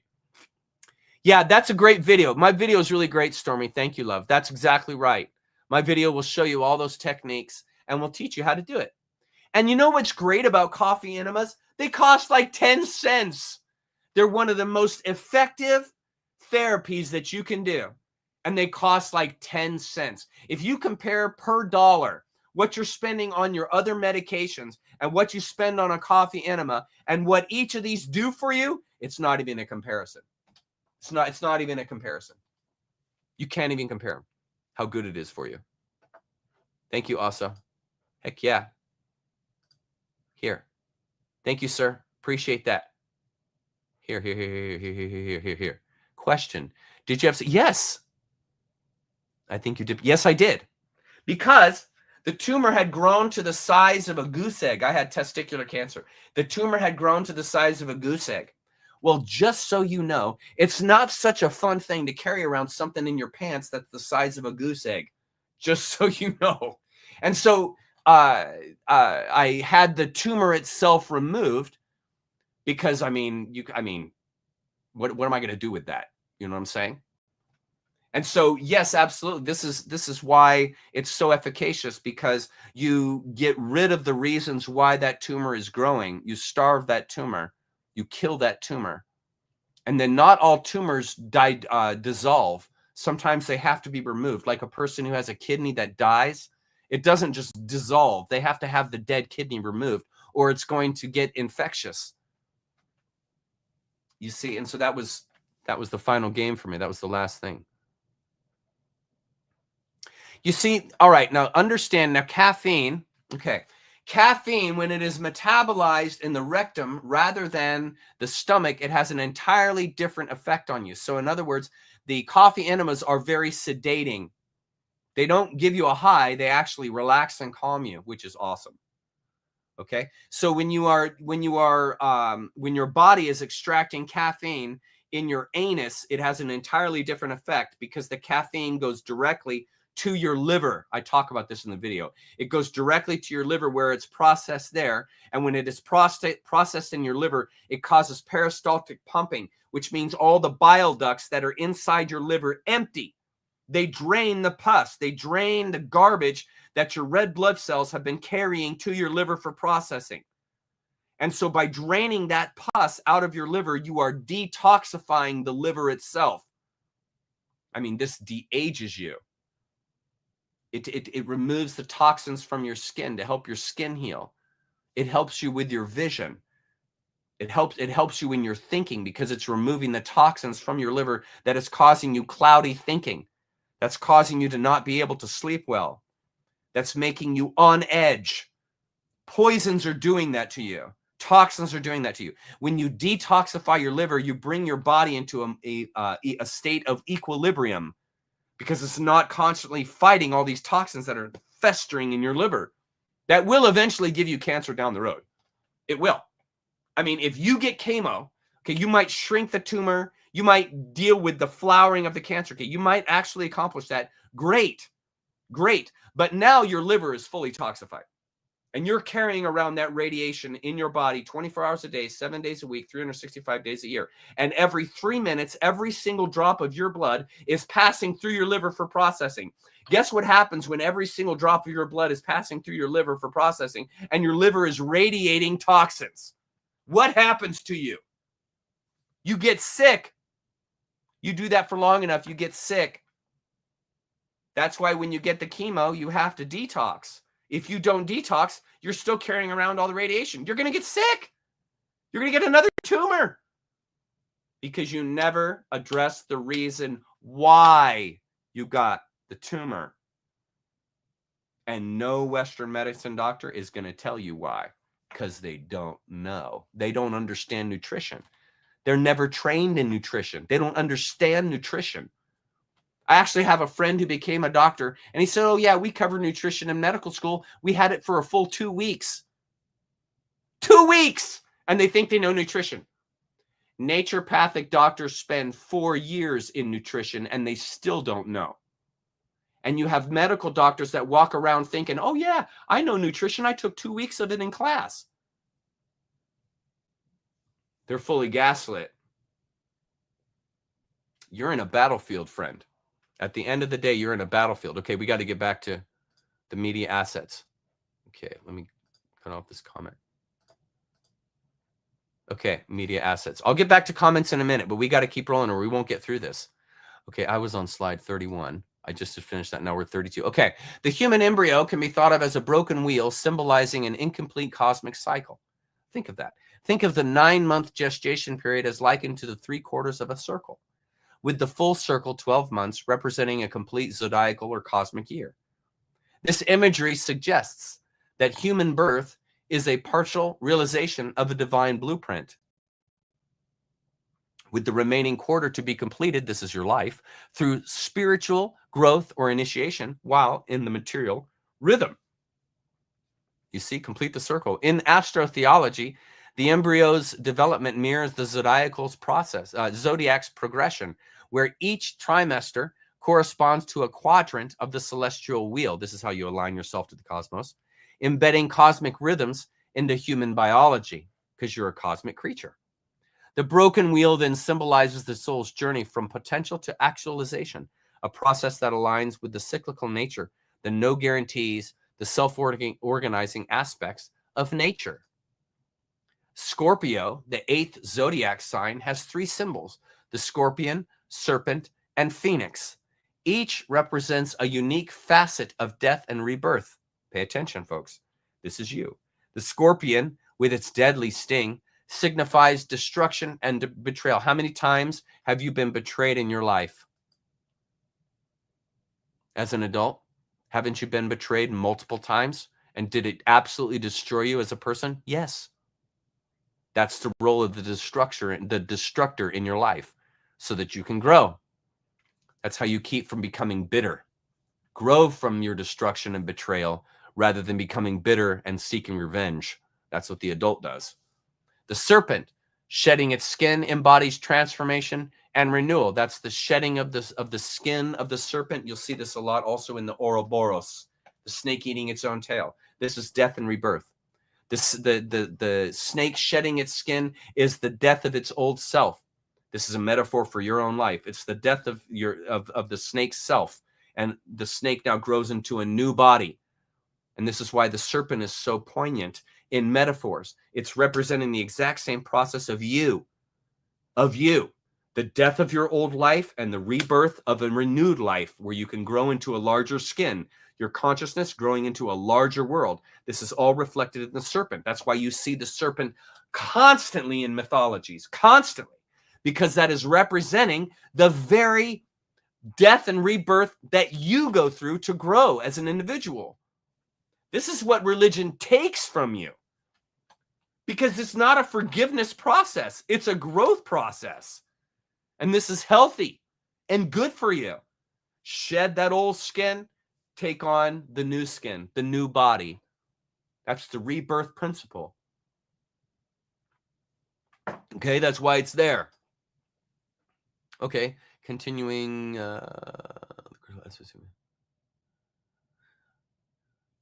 There we are. The serpent shedding its skin embodies transformation and renewal. The phoenix rising from its ashes symbolizes resurrection from the dead. Again, similar metaphor. Thus, Scorpio represents the most critical aspect of the human experience. And right there you see it. What does the Scorpio represent? Death and rebirth. I'd say that's pretty important to your growth, wouldn't you? And this is how you see the Zodiac. All these symbols symbolize your growth, your renewal, your becoming. I mean, look at Libra right next to it. This is your judgment. This is your discernment. Right? I don't know all the names, but the one right next to it, Virgo, I think that is fertility, growth. This is you in your own life.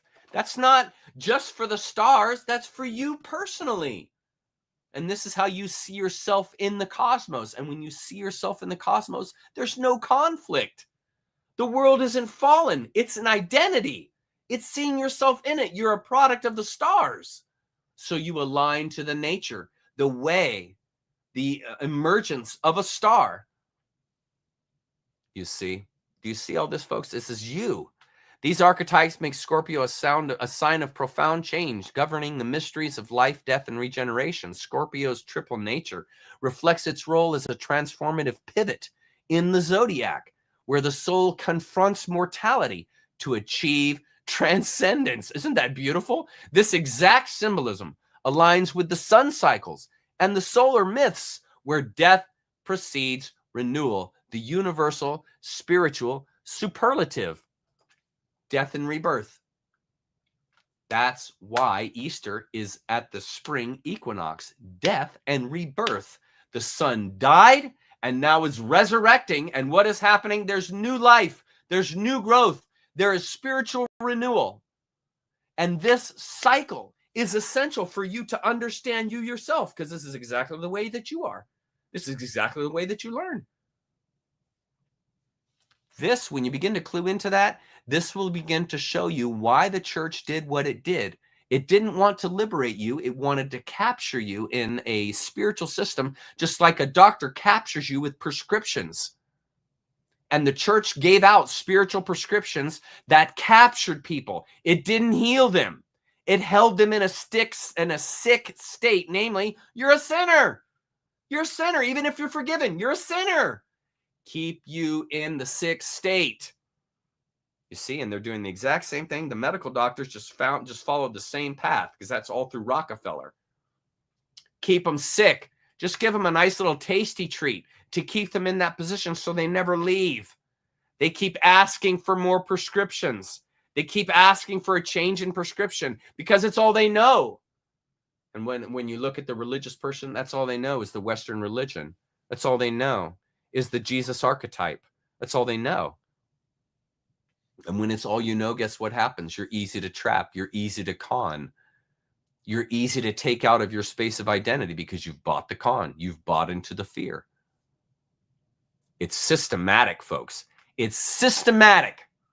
What they did in 325 was systematic. It had nothing to do with liberating you. and helping the people. Nothing. Nothing. They're capturing the mythological system and concretizing it into icons so that it becomes a materialistic experience, a materialistic capture, rather than a spiritual renewal. And we'll get into that. We're going to head right towards that. That's right where we're going. Leonardo da Vinci's The Last Supper is an encoding of zodiacal symbolism, with Judas Iscariot assigned as Scorpio, of course. In the painting, Judas is depicted as a shadowy, isolated figure, embodying Scorpio's scorpion aspect, deceit and destruction, which are necessary for growth. Do you hear that? Which are necessary for growth, meaning when you go through them, you grow. This is how you become thankful for that which has hurt you the worst, because it helps you grow. And without that horrible, terrible betrayal, that horrible, terrible thing happening to you, you would not be the more knowledgeable person you are today. And if you've simply become bitter, you simply haven't learned the lesson, and that's your responsibility. So if you no longer want to be bitter, if you want to leave your anxiousness behind, then you learn and grow from that which has hurt you the most. That's called maturity. That's called growth. That's called equating fear. Moving past the fear by resolving why you're fearful. It's because you're holding on to the bitterness, the rage, the anger. You have to release those things. In other words, forgive yourself, forgive others. Not from outside you, but from within. Clear as day when you begin to see these things this way. Judas Scorpio's role underscores the Zodiac's narrative power, where betrayal pain catalyzes transformations, what I just said. Just as Christ's crucifixion represents the symbolism of transformation. It's not for you. That's yourself. You die on the cross. You are the one who goes to the cross, and that renews you. This isn't about some ancient figure and identifying through that figure. That's going to lead you to bad psychology. This is realizing that it is your death on the cross that awakens you, the death of the mind. That's why the head is at the fulcrum, is at the point where the vertical spiritual meets the material horizontal. That's where your mind is. And it is the death of organizing to the material world that births the spiritual growth. You grow above that line. That's the bifurcation point. You grow above that. And by growing above that, you are renewed. You are no longer captured by the material, flat world. You are in the vertical world, and you are growing.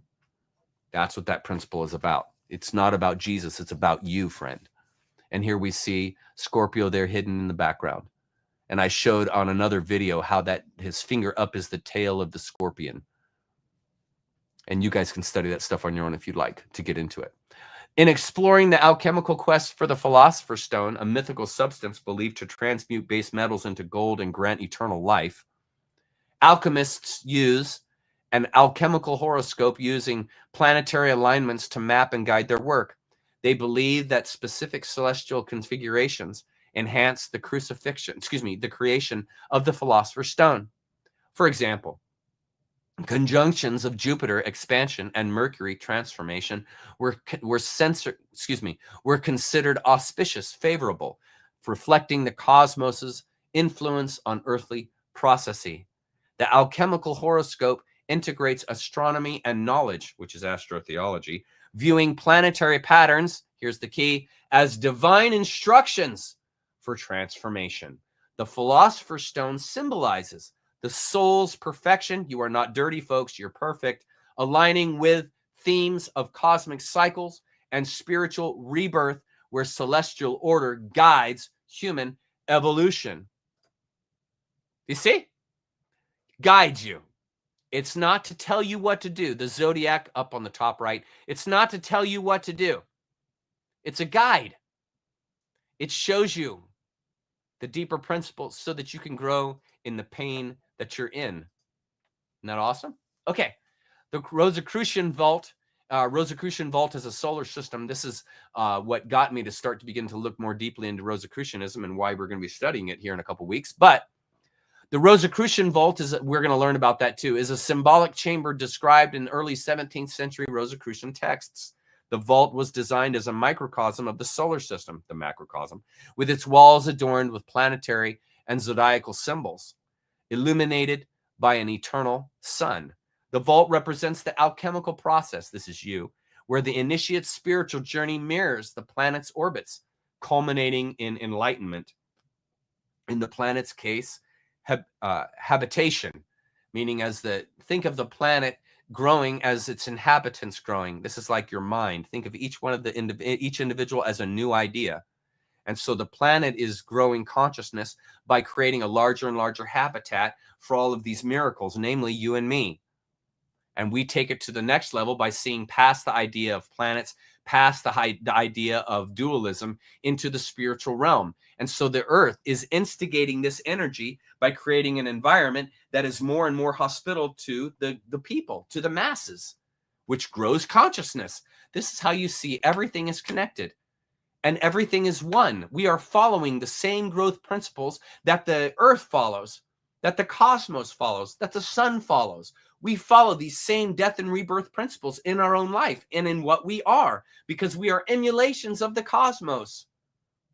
How could it be otherwise? Do you see? This will free you, friend. The vault embodies the microcosm, macrocosm principle of astrotheology, where the solar system reflects divine order, eternally guiding the soul's transformation to higher and higher states. This symbolism aligns with the broader narrative of architecture as a cosmic reflection, as seen in pyramids and cathedrals, emphasizing the esoteric unity of science, astronomy, and spirituality, astrology. See, you need both. Next, dangerous child motif, Mesoamerican solar deities, and universal journey of the sun. And as you can see right there, I'm going to open this up here in a minute, but this is Quetzalcoatl, the feathered serpent, and you can see right there, see this pyramid right above. Now see at the bottom the snake head, and if you follow the light up, it looks like a snake. That's because the Mayan knew at this particular moment in time, I believe this is at the spring equinox, when the sun sets in the sky, it casts a shadow off the edges of the pyramid, and they built the pyramid so perfectly that only on one day a year, the sun would shine perfectly so that it would show and it would reveal the feathered serpent, Quetzalcoatl. And this is the return of the icon. Quetzalcoatl would bring about fertility and the growth of the society. And so they're honoring the snake, the python. Do you see? These people were in tune, man. These people understood this larger principle of nature, and so they put it into their monoliths. It takes a pretty smart individual to figure out how to make the sides of that temple to cast a shadow perfectly on that staircase one time a year, don't you think? And you'd have to work pretty hard to figure that out.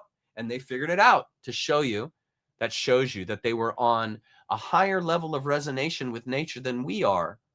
Our monoliths are not built in honor of nature. They're built in honor of greed. That's why the bank is the spiritual center now of this society. The bank is the spiritual center, not the temple, the bank, because we're a society built on greed. So they don't have symbolism like this on those structures. You see, the symbolism that honors nature. What do you see on the banks that are in Europe and America? What do they have on top of them? They have pyramids, because they're worshiping evil. And I'm not saying that pyramids are evil and it means you're worshiping the devil when you have them. I'm saying they have used this timeless source of energy and they have converted it into a source of evil. They have honored and explicated its evil aspect, so to build more and more evil on the planet. Because it works, because symbolism works. It attracts energy. And the reason they're putting those symbols on those buildings that are evil is to attract negative, evil energy, because the world has been run by psychopaths. It's been run by the KM. And that's why you see the buildings the way that they are. They're not honoring nature. They're honoring evil. They're honoring the devil, the evil principle. Do you see the connection? And see, these ancient peoples, they were honoring nature. They were honoring the cycles of life, whereas the current people that are running the show, they're honoring greed and the devil and evil. It all goes back, folks. It all goes back. Okay, and exploring... Wait. Did I lose my... I lost it here. Sorry. The dangerous child motif is a recurring theme in global mythologies where a divinely ordained child is born with a predestined role. Now, this is the icon. These are the spiritual icons that we see in mythologies. Okay? The dangerous child isn't just referring to Western mythologies, it's also referring to ancient mythologies that date back past the Levant. Okay, the role involves facing betrayal and or persecution, which ultimately leads the child to resurrection and triumph. This is you in your own life. This narration reflects the sun cycle, born at winter solstice, threatened by darkness, and reborn through seasonal renewal, a common theme of mythologies. And this is also a common theme of you. Do you see? This gives life to mythology. This is why orthodoxy is the death of mythology and heresy is the life. Because heresy is thinking for yourself, independently, thinking your own way of understanding the deeper principle, the deeper truth. See, and this is at work. These mythologies are doing this in you. That's why these people celebrated this stuff. The dangerous child's destiny symbolizes the solar hero's mission to bring light and order to the world at great personal cost. Even the sun burns itself out. And let me ask you something. You all who are watching me, who are light workers, how much has your transformation cost you? Think of how much your transformation out of the old way you were raised into the way that you are now that is outside of that way. Think of how much it cost you. I mean, it cost me my life. And that's the normal price of admission. And it will do the same to you. Because when you start thinking independent and thinking for yourself, people around you who are caught up in a way of thinking are not going to have any time for you thinking for yourself. That's why the Christian has no time for me to say, you're not a sinner. You're not dirty. You don't need to be forgiven. There's not any reason for there to have ever been a Jesus. There is no tribulation coming. We are in the midst of it, which is called life. You see, and all of these heresies that I just spoke are unthinkable to the person who's caught up in religion. And so it's costly. You see, nature doesn't just hand it out, man. It's costly. The wisdom of nature is going to cost you your life. And the more life it costs you, the deeper the wisdom is going to be that you will understand. And it can't be any other way. That's the way it is. This is why the people who suffer the most in their life are typically the most aware as they become an adult and become much older, because they have been in it. And being in it takes you out of your normalcy and puts you into this other rapturous side that isn't available to the materialistic side. But as long as I'm in the materialistic side and I'm bitter and angry and fighting and resisting and untenable in my behavior, you see, I'd never allow myself access outside of that trench. And the only way I crawl out of that trench of materialism is by leaving those materialistic ideas behind and moving toward these transcendent ideals that far surpass anything that material world is going to offer you. Good stuff. Okay. The child embodies the sun's vulnerability and strength simultaneously, mirroring cosmic cycles of birth, death, and rebirth, which are the thesis of mythology, as I've mentioned. The sun's journey is a universal archetype of spiritual transformation, and it has been guiding human narratives across all cultures since the dawning of civilization. Of course it has. The sun brings life. The dangerous child motif is found in diverse traditions in Germanic mythology, where Siegfried is predestined hero whose birth is heralded, betrayed by Hagen. There's that betrayal again, and whose legacy endures through her heroic acts, reflecting solar triumph. In Inca mythology, the sun god Inti's offspring, such as Manco Capac, are born to establish divine order, facing trials before ascending as cultural founders. You are experiencing the same thing in your own life, my friend. In Mayan mythology, the hero twins from the Popol Vuh are born to defeat underworld lords betrayed by deception and resurrected as celestial beings, symbolizing solar renewal. You see, folks, the death and rebirth principle that's touted as exclusive in Christianity is not. Their icon, Jesus, death and rebirth is nothing new. It's nothing unique. It's nothing sacred. It's that theme was started long before Christianity organized into that idea. They were celebrating the death, from death comes life, way back in the Levant, way back in Canaan, way back with the Canaanites, way back before the Canaanites. This is thousands and thousands and thousands and thousands and thousands of years before Western religion concretized it, made it history. But that death and rebirth principle, I mean, it's nothing new in Christianity. Nothing. It's the same principle that's been passed down one society to another for millennia, multi-millennia. In astrotheology, these myths are encodings of the sun's annual cycle, with the dangerous child's struggles mirroring the zodiac's progression and the solstice's turning points.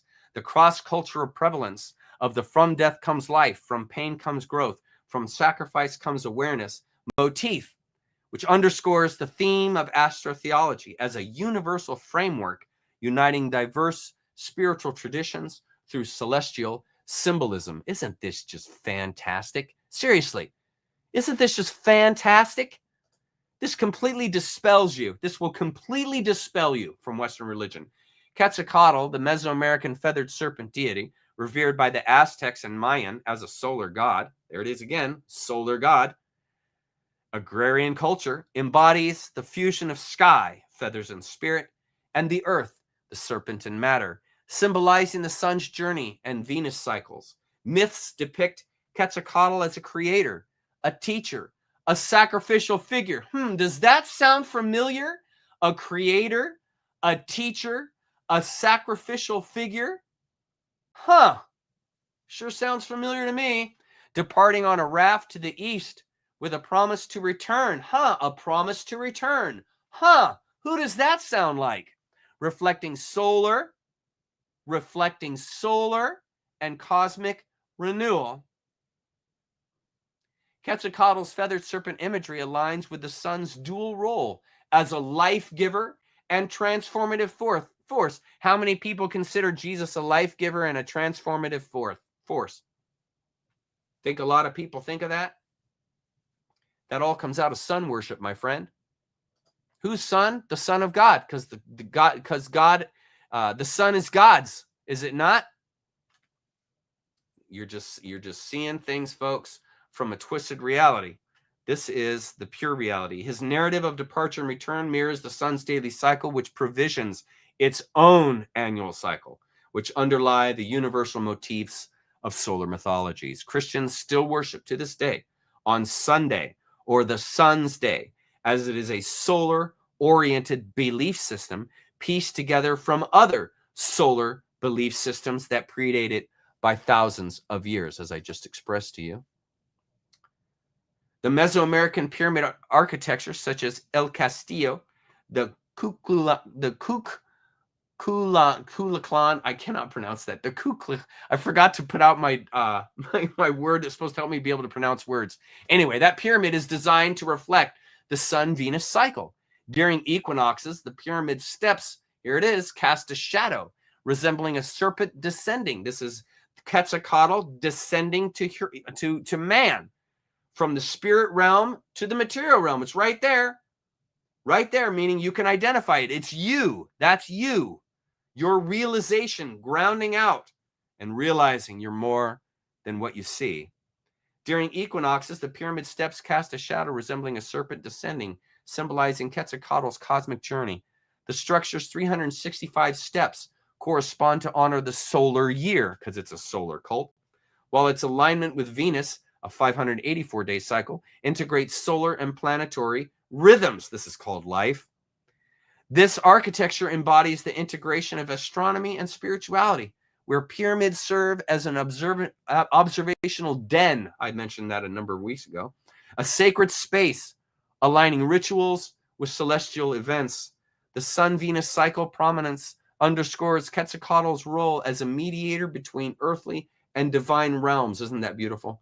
A theme central to astrotheological structures. I just think that's beautiful. And here's a closer picture of the sun, reflecting the serpent on the temple itself. I mean, you talk about beautiful. That is absolutely, beautiful. Universal journey of the sun. There's Helios, top right. There's your Roman Greek myth right there, Helios. Helios is the sun god that travels across the sky every day. The sun's universal journey is a triumph over darkness. And that happens every day. The sun triumphs over darkness every day. And this is observed daily as it rises from night, its daily death, and also annually as it overcomes winter's decline after the solstice, its yearly death. See, we are surrounded by death and death mythology. There is nothing to fear. That is beautiful. It is not evil. It is beautiful. This journey, celebrated in myths worldwide, portrays the sun as a heroic figure like Helios, Jesus, Ra, or Quetzalcoatl, who restores life through death, renewing the world through cyclical returns. Cyclical returns. So that wasn't original to Jesus. That actually was going on for thousands of years before Jesus.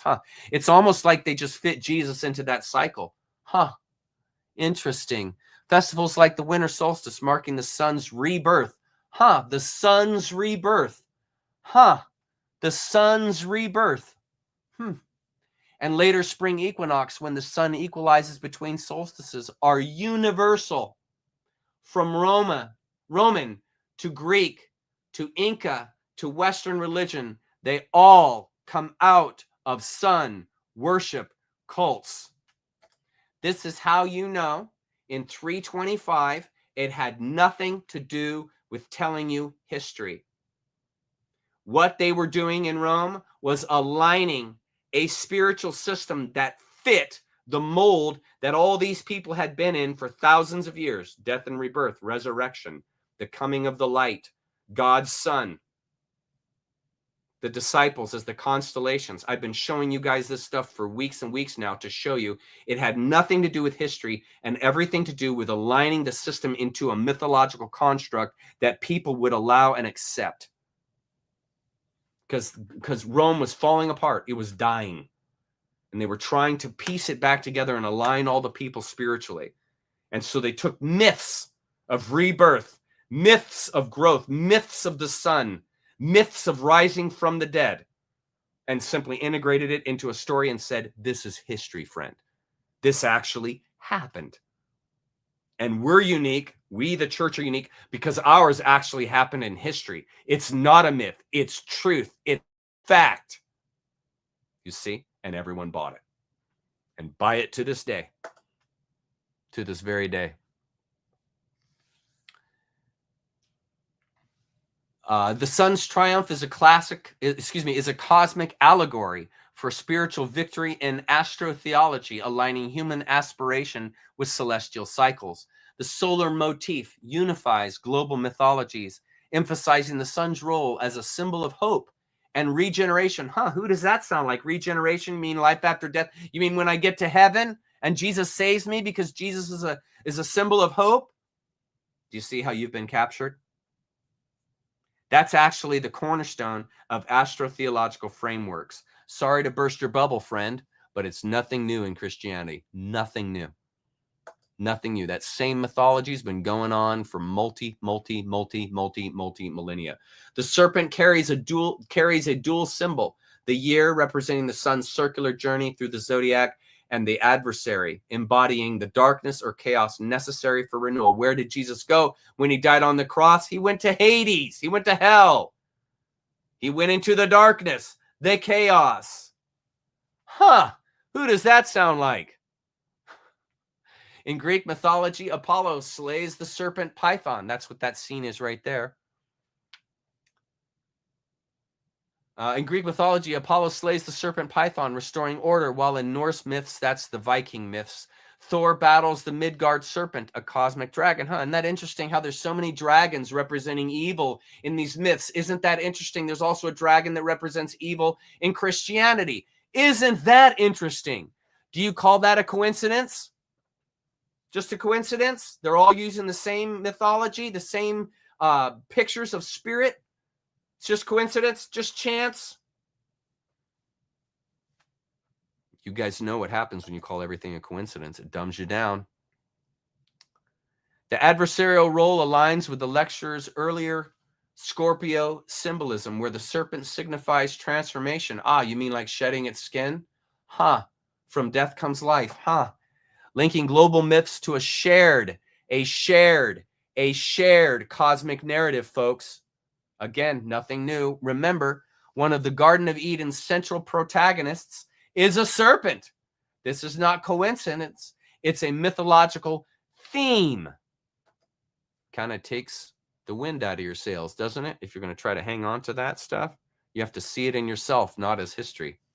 And finally, our final concluding 6, 7, 8 slides. Here we go. Astronomy as a symbolic framework, and then future exploration. This is what we're going to cover.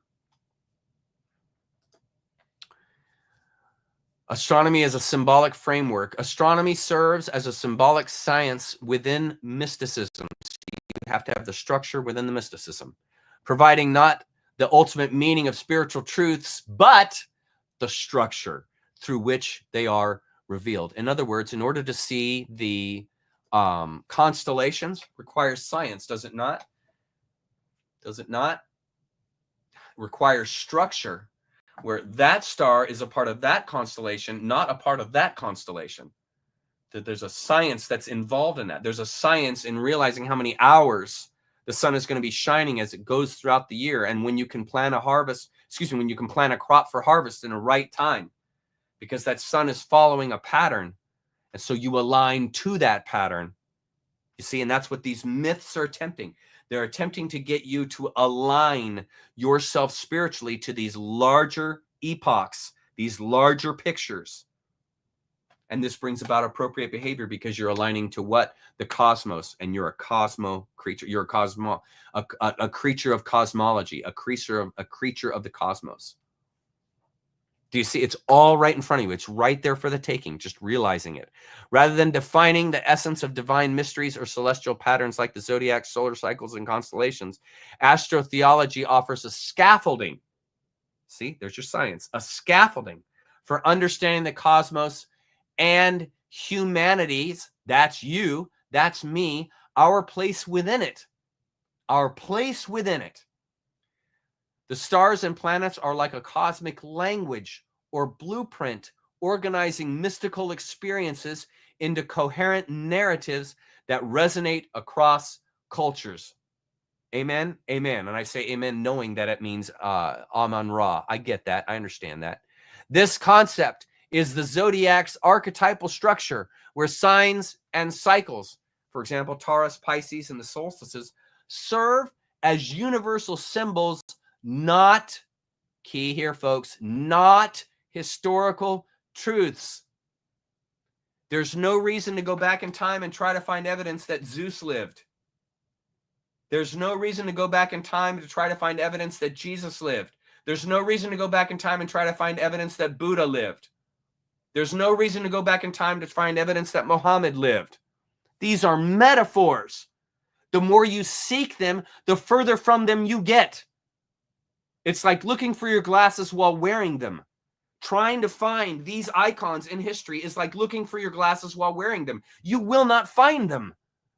They're myths. They're there to teach you the deeper language that does not come in words. That's why they're there. They're not there to fulfill history. They're there to render to you the deeper truth that is within you, is also embedded in the cosmos, and vice versa. And that's not something you can just tell somebody. Just like I can't hand them faith. I can hand them a belief, I can hand them ideas, I can hand them parables. But the faith that is past those things, that's where the juice is. That's where the richness is. You see? And so by approaching life in the state of faith rather than fact, you see the deeper principle. Because the hard facts are not going to render to you, just like science is not going to render to you God. You will have to see God through a faithful perspective of science. And then God will explode out of science. But it's a faith thing, not a belief thing. Because faith and belief are opposites. And I talked about that last week. Okay. Astrotheology's celestial patterns and science undergirds religious and philosophical systems without dictating their content. That's key. This perspective positions astronomy as a tool for contemplation, guiding seekers towards transcendent insights past cold, hard science and historicity. Astronomy, the science of the stars, rationalizes philosophical ideas by providing a tangible, observable basis for abstract, interconnected concepts. The orderly movements of celestial bodies, planets orbiting the sun, the precession of the equinoxes, offer a model for understanding metaphysical principles like harmony, patterns, cycles, and divine order. So you have to have both, the symbolism and the science. Ancient philosophers such as Pythagoras used astronomy, that's science, to ground their ideas in the cosmos, seeing the universe as a reflection of rational and spiritual truths, not just random lights in the sky. Astrotheological rationalization bridges science and spirituality, that's what you want, as seen in discussions of alchemical horoscopes and calendar development earlier in these lectures. And we talked about all that. I showed you guys all that. By mapping philosophical ideas into celestial patterns, astronomy provides a framework for instigating reason and mysticism, a process central to the human understanding of themselves and the divine. Moving right along. Inner meanings refer to the esoteric and spiritual significance of celestial symbols. Esoteric means off the map. Special knowledge must be known in order to understand it. That's the esoteric. It's not just in front of you. There's a knowledge that's behind it that has to be known to understand it. Such as the Zodiac's psychological archetypes. See, that's esoteric. Or alchemical implications of planetary alignments. That's science. The fish of Pisces may symbolize redemption, and it does. But its deeper meaning involves the soul's sojourn into matter. That's you and me, folks. The unknown, dualism leading to individuation, knowing oneself, aka self-identity. And I want you to notice something here. Look at the sentence again. The fish of Pisces may symbolize redemption, but its deeper meaning involves the soul's sojourn into matter. Remember this slide I showed you earlier? Bam. The soul's sojourn into matter. Could it be, folks, that part of the Great Awakening is we move completely out of the Pisces dualism? There's a lot of people that talk about how our bodies are changed from the way that they were, and a lot of that happened in the Pisces and the end of the Aries stage of life. We've been genetically modified. There are people that argue that the world has been covered in floods many times, and we are basically, that history basically is all a lie, and we're just in a short little 500-year microcosms, and this is why we stay ignorant and never transcend. Could it be that our transition here into Aquarius also involves our bodies changing? I'm just presenting that idea. I'm not saying it. Just saying, wouldn't that fit in that our genetics would change? Because we're moving out of the reality that we've always known. And since we know the human life is a spiritual experience that's off the map, could it be that our genetics are going to change when medbeds come out? When the evil, the KM mafia that has been running the world is put down? Will that not offer a tremendous transcendence? You know, and lo and behold, here we are walking right into Aquarius, which is marking transcendence. That's why that dude is pouring water. This is knowledge. This is love. Awareness. And we're moving into that. Could it be that we're going to change? I'm just throwing that out there. I'm not saying that that's what's going to happen. I'm just throwing that out there as an idea. Okay. Let's see. Esoteric. Okay. The focus on inner meanings aligns with this series' esoteric undertones as seen in initiation rituals and alchemical symbolism. Astrotheology is a living tradition that invites and fosters an ongoing mental contemplation of the cosmos as the ultimate source of spiritual wisdom. Is it not? Seriously, you're never going to exhaust that. Consider this lecture a starting point, and the best way to continue learning is through self-study. I encourage you to engage with the ideas presented in this astrotheological series over time, so to foster a lifelong lifelong contemplation of knowledge, making one's own life a walking meditation. And that's what I really want to do here, folks. I want to make your life a walking meditation, so that every day as you awaken and as you just go through your day, you are in a meditative state, not a reactionary state, not an egoistic state, but in a meditative, contemplative state, seeing the deeper principles in everywhere that you go and in everyone that you meet. This is the rich life. Living in a contemplation, in a mythology, whereby you are experiencing and realizing and standing in awe of the wonder at all times without trying, because you can't believe how beautiful and perfect living life is. The way you get to that state is through a lack of anxiety, a lack of holding to life, a lack of belief. Do you see the wisdom and logic I've been throwing at you? You see, seeing it past those things, living in a meditative state, which is past the realm of anxiety, past the realm of demand, past the realm of greed, past the realm of what I want, what I think I need, what God should give me or should have given me. Take yourself out of it. Remove the ego out of it and experience the awe and wonder that it actually is. That happens through mythology. I encourage you to engage with the ideas presented in this astrotheological series over time, so to foster a lifelong contemplation of knowledge, making one's own life a walking meditation. An ongoing exploration in one's mind mirrors the cyclical nature of the zodiac and solar cycles. Do you see it? Where understanding evolves through repeated engagement with patterns. Pattern shapes truth, which conjures appropriate behavior, does it not? Meaning the more truth you know, the more appropriate your behavior becomes. Of course, that's the truth. Through the study and integration of multi-generational knowledge passed on from ancient societies, we can realize portions of awareness that our parents and grandparents struggled with for decades.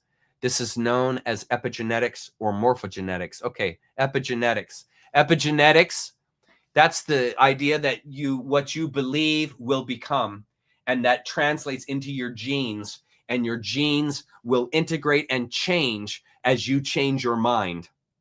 That's epigenetics. So as you change your mind, you actually change your genetic makeup, which changes your vibration, your frequency.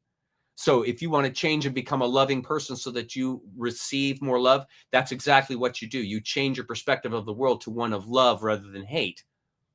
And so if I love and I come from a place of compassion, that's what's going to be returned to me, both genetically and physically, both genetically and spiritually, because my mind is making that change, taking that awareness and raising it.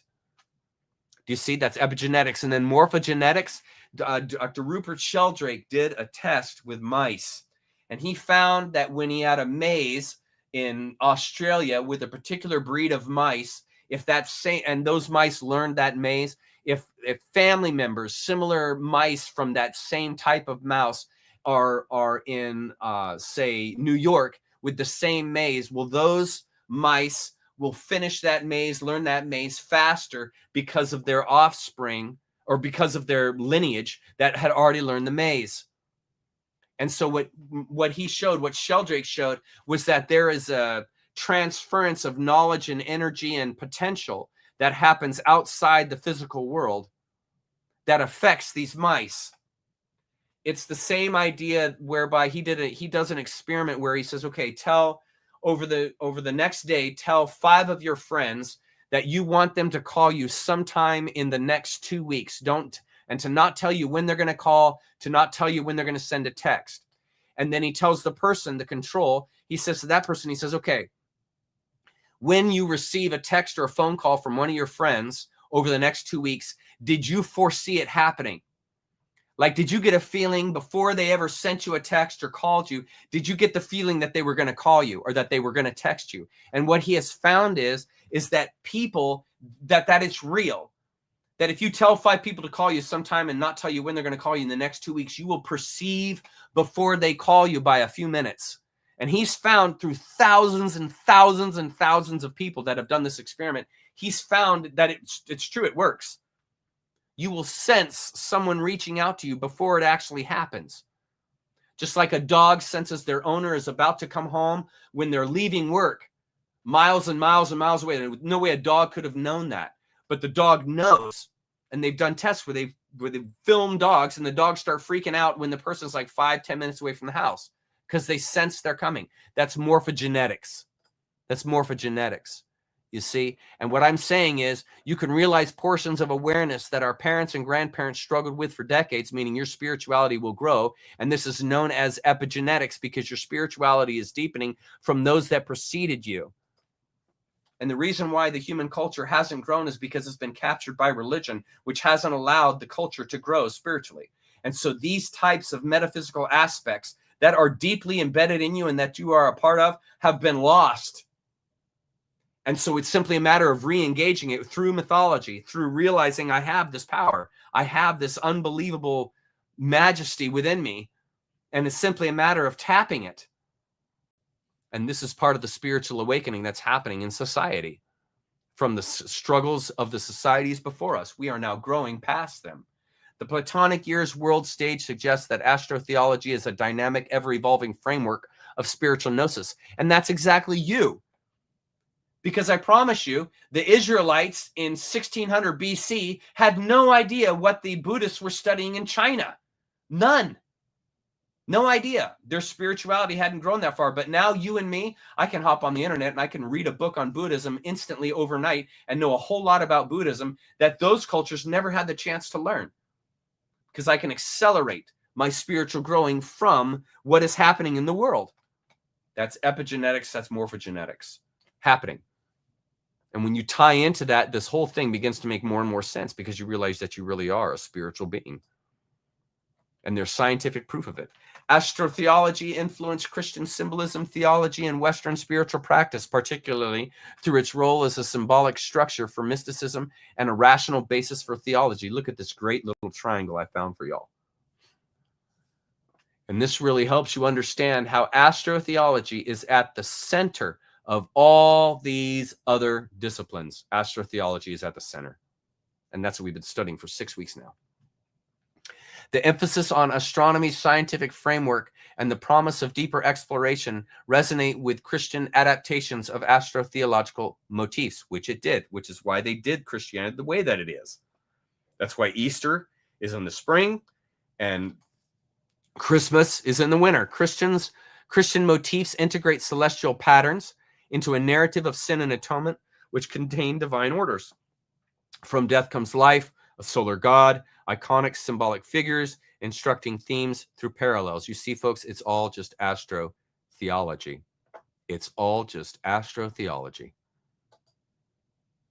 Astronomy is the structure, not the meaning of mysticism. Astronomy offers data, while astrology, this is key right there. Astronomy offers data, while astrology suggests meaning. What's the scientists always telling you? There is no meaning. There's no meaning to life. That's what science wants to tell you. There's no meaning. So how do you have meaning in life? Faith. By not believing science and having faith in that the data that you see that astrology is rendering to you presents meaning through its symbolism. This idea parallels Christianity's use of celestial patterns to frame its narrative while defining its essence. The Zodiac's 12 signs structure the apostles' roles in Christian symbolism, while its solar cycles organize the liturgical year. This is just showing you that astrotheology completely is at the bottom of Christianity. Christmas and Easter were tied to solstices and equinoxes out of mythical convenience, not historical accuracy, folks.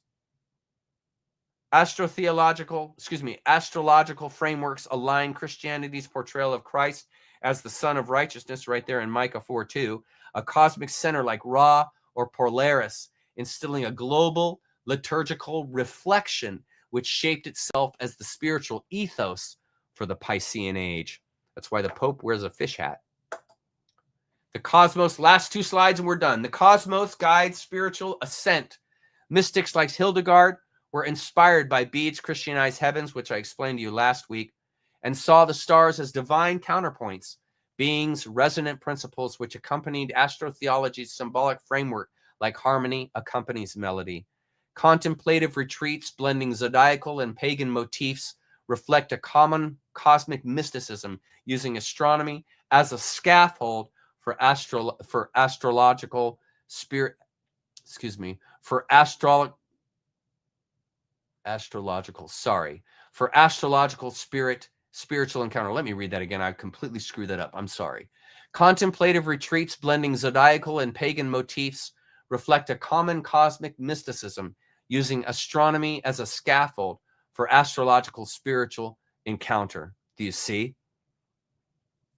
Mystical structural focus parallels Christian sacraments of baptism and the Eucharist. That's the Last Supper, which use celestial rhythms to organize one's spiritual life. Does it not? Do these not organize the Christian's life? They do. Baptism tied to Pisces water and the Eucharist, Last Supper, tied to Aries sacrifice, reflect solar cycles, folks, not history. Solar cycles, and embody astrotheology's framework as seen in sacramental renewals across all mythologies, because they all use these same themes, endlessly repeating the death from death comes life analog. Christianity's appropriated sacraments from pagan nature solar cults are just a recostuming of cosmic narratives structured by the zodiac and planets. That's the hard truth for the Christian today. Death and rebirth is not original. It is Mythology 101. Please read that again. Death and rebirth is not original. It is Mythology 101. It is a celebration of the transition from winter to spring, because these are solar motifs from nature tribes predating 7,000 BC. And finally, put that in your pipe and smoke it, my friend. My favorite slide of the night. The celestial framework of astrotheology profoundly influenced how Christianity finally shaped itself. Now you know why. Christianity adopted astrotheological motifs to form its theology, liturgy, cultural identity, and sacraments. By saturating its mythology in materialism, fear, and ego, it seized, that's the key, it seized to hold, to grasp, to clutch, which is anxiety, as I've told you guys.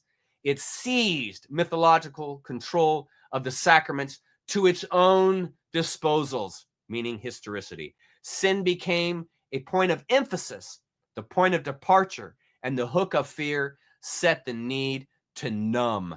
The alcoholic, the obese, the sinner, they all fight to stay numb. The alcoholic has alcohol, the obese has sugar, and the sinner has relief. Forgiveness, grace, and eternal security are numbing agents, ladies and gentlemen, not forms of liberation. Forgiveness, grace, and eternal security are numbing agents. They're drugs. They're drugs. Relief is a drug. It's a drug. And this is what the Christian self-soothes every day, is the drug called relief. Because every time they think of the sins they've committed, they just think, oh, Jesus forgives me. So relieved. That's a drug. That's a drug. And it has a lifetime of addiction. And that is why the Christian will very likely never leave the religion, because they are addicted to relief. Look, they're addicted to forgiveness. They're addicted to grace. They're addicted to eternal security. Fear. That's why they have to have the forgiveness, the grace, and the eternal security, because they're in fear. They were put into fear being called a sinner, just like the individuals put into fear by being called a sickly person, and they have to have a shot. They're put into fear. You have to have a shot because you're sickly. Your immune system isn't good enough. It's not good enough. So you have to take our prescriptions. You have to take our drugs, and then you'll live. Does that sound familiar? You have to believe in this God. You have to follow this edict. You have to follow this way. You have to believe in this way, and then you're okay. Then your eternity's secured. You're all good, brother. That's basing your life on fear. Pure fear. Pure fear. I wrote a whole book about it. Christianity materialized astrotheology's symbolic structure into a belief-obsessed narrative. By concretizing mystical symbology into historicity, Christianity unapologetically punted the astro out of astrotheology, making spirituality a belief demand rather than a faith provocateur. May I read that again, please? By concretizing mystical symbology into history, into historicity, Christianity unapologetically punted out of astrotheology, which is why you don't know anything about the Zodiac growing up a Christian, making spirituality a belief demand rather than a faith provocateur, because Christianity has nothing to do with faith. It is a belief system. That's when Western religion lost the plot. For life isn't something to solve or believe. It is a wonder to awe and experience. Put that in your pipe and smoke it, my friends. We did it. We did it. We did the whole thing. Look, I'll show you. Where is my little slide that has the whole kit? Oh, Chuck, where did it go? Here. We did it. We did every one of those, folks. How awesome is that? All right, let's go to chat. Let's see what you guys have to say. If you have any questions, put this in all caps, or put my questions in all caps. Nice post here. Hi, Linda. I honestly felt free and unchained when I left Christianity. Of course you did, because it's a capture system. And I always felt I wasn't a sinner and disagree with that. Good for you. It's hard to be a Christian, though, and not believe that you're a sinner, because being a sinner is at the center of Christianity. You have to be a sinner in order to relate to God, because you have to have the forgiveness of Jesus to relate to God, because God is separate from you, because you're a sinner. And so the separation, the fear, is instilled right at the beginning, in that the person then believes they don't have free access to God. They have to believe a certain way. Then they have access. That's called fear. And they put it into people by calling them fear. Thank you, Gretchen. Thank you so much. Thank you, King. Thanks, buddy. I appreciate that. Very good. Oh, Melissa. Here. How would I do that? Well, I know that there can be, I can set, what are they called, a Substack, and you can put a whole bunch of images and stuff. I'll have to explore into that. I'll have to look into that. Leon, thank you so much. I appreciate that. One quick way, here, where did it go? Here, Melissa. One quick way to, as a stopgap until I figure out having a side hard drive or something. One quick way to do it is to, when you're watching my video, just screen capture slide. And there's only about 20 or 30 slides on average in my talks. Sometimes there's 40, there's a lot, but you could get through the top pretty quick, and you could take a screenshot of each one until I can get a hard drive set up to give you guys all the pictures. And I have no problem doing that. Okay, let's answer some questions. Hi, Esoteric. Welcome back. Chuck, do you have any thoughts on Western astrology and Vedic astrology in the vein of one is better than the other as far as astrotheology is concerned? No, I don't choose sides like that. Each one is going to have assets for you. That's why I would never consider any one religion better than another, because each has characteristics that are healthy. Buddhism has healthy characteristics. Christianity has some healthy characteristics. Islam has some healthy characteristics. Gnosticism has some healthy characteristics. Rosicrucianism has some healthy characteristics. And I would never choose one of these. But I would definitely cherry pick the stuff in each one of those that resonates with me. And the whole thing about each individual is you find in the world what resonates with you, and you will know it when it resonates. You will know it. You will know it. And when you find something that resonates, go there. Go into that space and learn. Experience it. Because your heart tells you what you like and don't like. That's not a mind decision. Like you didn't tell yourself what your favorite food or color was. Your heart told you that. And so it's the same thing with these belief systems. Find within them what resonates. Find the colors that resonate with you. And man, study those. But don't get attached. Leave and look at other characteristics of other religions, and this will help you grow. Yeah? Thank you, Lancelot. You're doing a great job, as well as providing an opportunity for all to connect. Thank you, sir. That's what I want to do. PDF. Yes, I could. I could do that, Melissa. I would just have to deliver each one from my computer. So I don't know. I just got to think it through. I got to think through that. Thank you, Chuck. This is great. You're welcome, Brian. Glad to be here. Yes, Gretchen. Yes, because 432 when you look at, okay, you guys ever seen cymatics, where they take a bunch of sand, let's say white sand, and there's a black table, and they'll put a speaker under the table so that it breathes, it makes a sine wave. It makes a sound of a sine wave, like it makes that sound. And as that sound resonates, it causes the sand particles to self-organize into geometric shapes. Okay, well, at 432, a 432 sine wave, when you put it onto a cymatic table like that, it will organize into a form, a very clean, distinct form. Whereas if you put 440 in there, it's out of resonation. So it doesn't form into a symbol. It's just mud. It's just bleh. And so it doesn't align the characteristics of the sound into an organizing structure. It makes it into mud.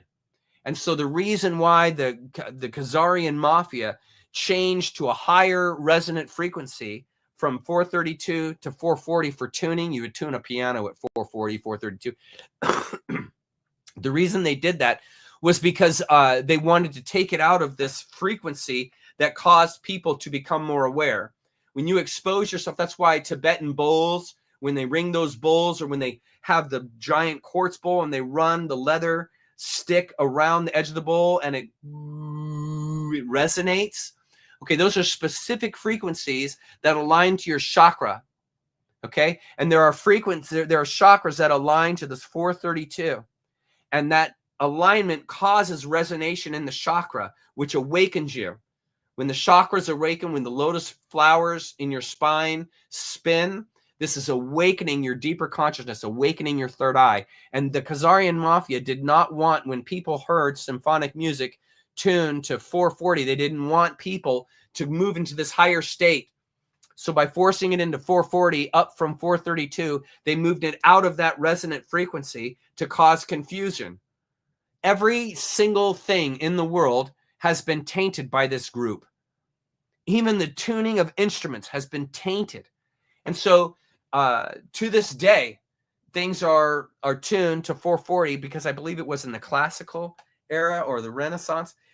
When we left the Baroque era, which was tuned to 432, which is why Baroque music is so incredibly beautiful, and we moved to 440, I think during the Romantic age or classical age, I can't remember. I'm too far away from that to remember. But that destroyed that harmonic frequency that caused high resonation, and to build that person in the moment of hearing that symphony orchestra into this higher and higher resonant state. Because the clown jobs that have been running the world knew that that kind of thing awakens us. And we, when we're awakened, can't be stopped. And so they did things like that. You can also see that in religion. They took these mythological metaphors, and even though they kept the same idea, from life comes, or from death comes life, and so on and so forth, even though they did that, they took away the deeper mythological meaning and made it into a history lesson.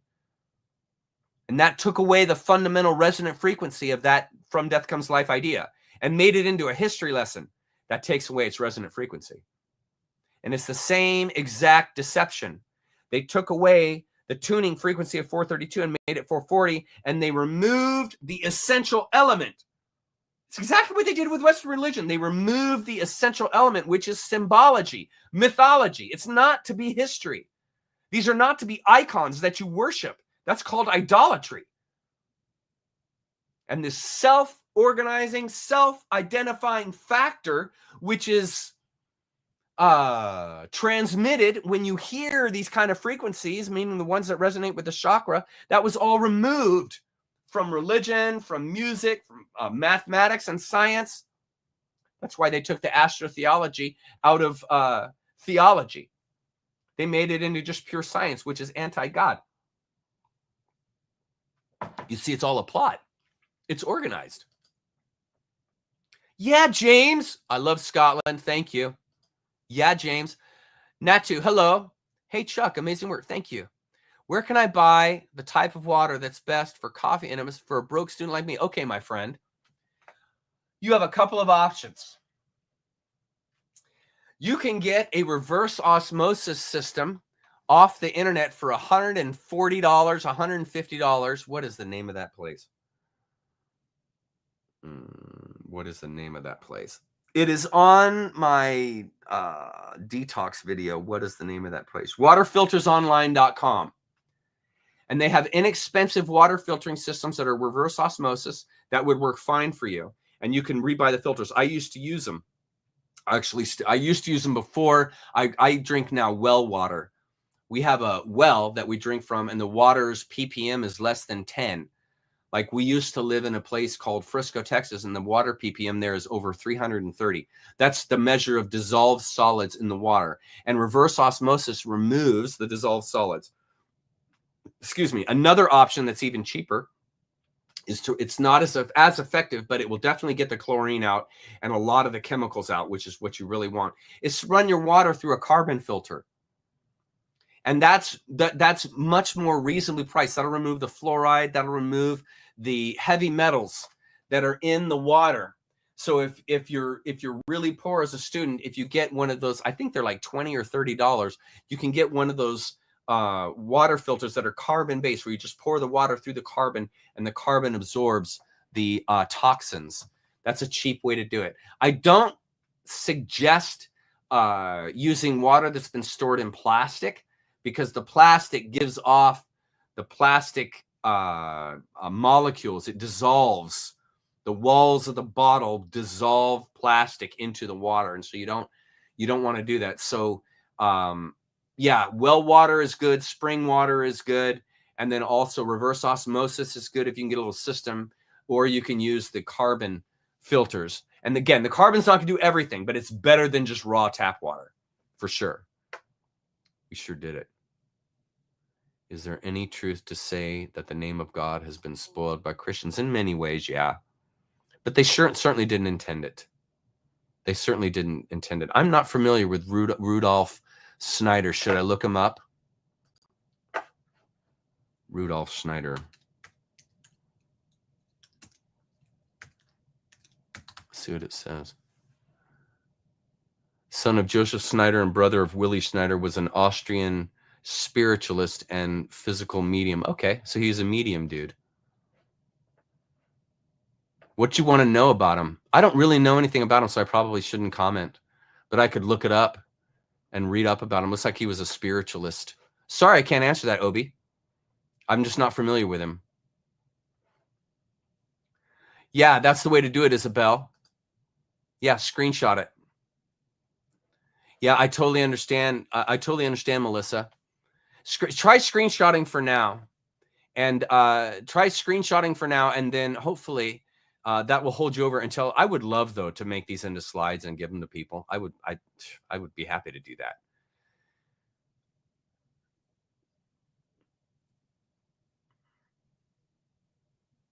Someone in the chat is battling. Someone in the chat, us battling with demons. Any advice for him, bro? Raise your vibration, raise your frequency, and stop dealing with demonology. But that person has to do that on their own.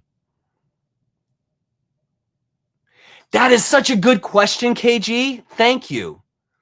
You know, I really leave that open, to be honest with you.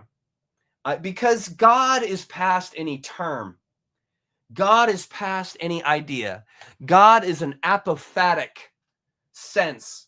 We know God by what God is not, because God is past anything that is. You see?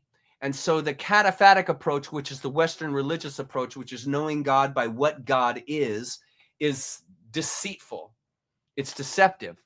And so I started off my book with this concept, the apophatic concept of God, which is describing God by what God is not. So when I say God isn't a word, okay, well, that helps you understand. God is past any idea. Okay, that helps, because God isn't an idea. God is past time. Okay, so God is not in time. Okay, that's another way to understand God. So by going through these different ideas and realizing God is past this, past that, is beyond this, that's an apophatic approach. And therefore, God is rendered more clearly to this individual because they're approaching God from the idea of faith by what God is not. Realizing God by what God is not, which is an act of faith, because you're not believing in anything, because God isn't any of these things. God is past all those things. You see? And so, in my opinion, there really isn't a term you could use, but we use the term God because it makes it easier for us to just talk about God. It makes it easier. Like if I say ultimate reality, well, some people might not think when I say ultimate reality, I'm actually referring to God, when I am, because they see the word or the term or the idea of ultimate reality differently than I do. So saying God is kind of the common theme, the common way that we can talk about something that's past talking about.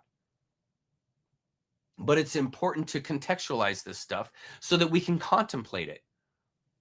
You know, because that's a good idea to contemplate this stuff. In other words, a walking meditation. And that's something you can do throughout the day, is consider God throughout the day. And just, you know, I have no way to describe God, so I'm just going to be in a meditation about the things that God is not. You know, it's a tricky thing. It's a tricky thing. That is a great question. That is a great question.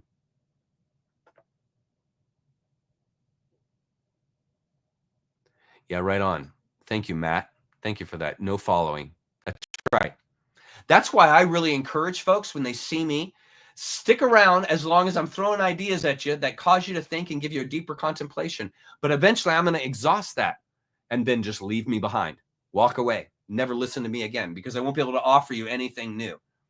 But as long as the stuff that I'm saying, the stuff that I am presenting in one way or another is resonating with you and it's causing you to contemplate probably ideas that I'm not even bringing up, that is awesome. That's where I'm of value to you, because I'm pointing in areas and showing you places and shining a spotlight in stuff that you've not contemplated very much, I'd say, or I suggest, right? And so, yeah, as long as I can offer you continued growth and you're not following me like Chuck says this and I'm going to follow that, Chuck says that, I'm going to follow that. That's not the idea. I'm just here as a tour guide and just showing you around, showing you some spots maybe you haven't seen, shining a light in an area that's never been lit for you, and just saying, hey, man, what do you think? Check it out. These are my ideas about it. This is what I think, but that doesn't make me right. Because we're in an ephemerality. It's now you see it, now you don't. So nobody has the final thing. Nobody has the final idea. Nobody has the final idea of God. Nobody can describe God. Nobody owns God. Nobody is the voice of God, like the Catholic Church, like the church thinks it is. You see? So absolutely, you're right on there, Matt. No following. No following. Yeah. Yeah. Hey, thanks, James. Thank you, sir. I really appreciate that. They're hard to do. I spend a lot of time on this stuff every week prepping, but it's my honor. It's my honor to do it. I love you guys, and I want to do everything I can to just open eyes.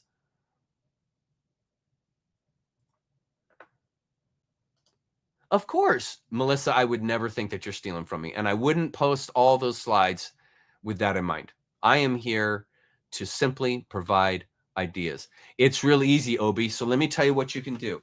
Find a metal table, and then all you need is a speaker driver, and then just point the speaker driver up to the bottom of the table, the metal table.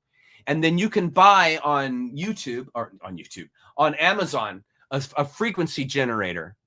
They're like, you can get them probably for $50, $100, and plug the frequency generator into the speaker. And that will allow you to send a sine wave, that whole thing. Those are sine waves. And you can then take some sand, because you guys in Australia have gorgeous white sand beaches. Take some of that beautiful white sand and spread it on top of the table. And then you want to turn that speaker up so that the speaker will cause that table to vibrate at the frequency that it is playing. And bam, cymatics. Bam, cymatics. That's a good question. I don't know. It wouldn't surprise me. It wouldn't surprise me. Yes, you're correct, Lancelot. You are correct. They are also designed astrotheologically. They are placed on the planet on the dragon lines, the areas where, if you ever look at a map of the planet and it shows you these hot points where the dragon lines, the ley lines intersect. Okay, though there are hot points all over the planet. Mount Shasta is one of them. And what they did in the old times is they placed the church, or the temple, excuse me, the church or the temple on that ley line. because that's where the earth is resonating. Like if you look at a bell in slow motion when it's rung, you'll see portions of the bell that are vibrating and another portion where it looks like it's not vibrating. It's because those are sine waves that are passing through that bell, causing resonation in the metal and making it flap like that in the slow motion. Okay. Churches were the same way. And the earth vibrates at points. It's constantly taking in the plasma and all the stuff that's coming out of the universe, and that rings the earth like a bell. That's why you are shaped by cymatics. You are shaped in your mother's womb when you're growing. The celestial realm and the planets and their alignments shape the electromagnetic pressures that are coming in and causing the earth to resonate. Okay, well, there are specific points on the planet, on the ley lines, where you have these hot sections, where you have all these ley lines that are all intersect. You can look it up on Google and find it. And they used to place the spiritual center of the society right in the middle of that hot point of the ley lines. And this would increase the vibration within the temple, and this would raise the experience of those, of the acolytes that were there, experiencing the phenomena that is the world. Okay. You know, that's an interesting thing you're doing there, Gretchen. Because when you, all music has been written in 440, for quite a while. And so you'll find that if you're tuned to 432, you're going to be in a slightly lower pitch, and it changes the sound a little bit. But yeah, absolutely, it would work. Right on, Marge.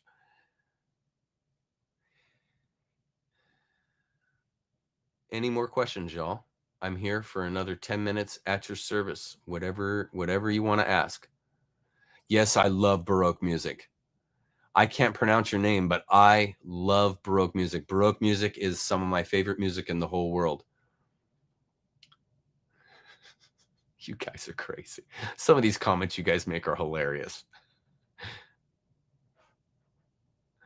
Now, what's this, Stormy? I thought that was reverse 440, 432. No, it's just a different frequency. Nothing reverse. It's just a different frequency. They have. Yeah, they have. They have worked night and day to mess us up. Oh, my goodness. Thank you so much, Momista. Thank you. I hope you enjoy the lectures. They're there for you. I made them for you guys. Okay.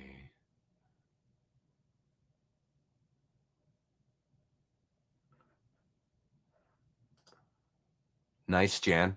Well done. That's how you do it. Well done. Really well done. That's exactly how you do it. No, I haven't. James, I'm sorry. Want to tell me about him? Yeah, Tartaria. Now, you know what? What's really cool coming up here, Melissa, what's really cool is Rosicrucianism utilizes knowledge. Now, see, Rosicrucianism was organized in like the 17th, 18th century, so it's pretty late. But the key thing is what it organized. The knowledge and, what had been transmitted through time, that is what it's organized. So what it organized was stuff from way back, Tartaria and what's the other one? Tartaria and what's the other? Oh, golly, I can never remember all of them. Tartaria and why am I drawing a blank? Can somebody help me in chat? It's Tartaria. What's another one of those old worlds? Oh my goodness, I was so far behind. But anyway, it's knowledge from those ancient societies that were destroyed by floods.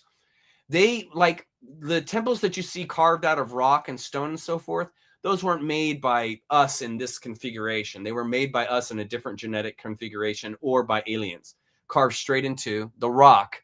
Okay. And all that stuff was covered over. That's one of the reasons why they had those attacks. They had the floods, was to cover up this knowledge. There's been a concerted effort to keep us from expanding.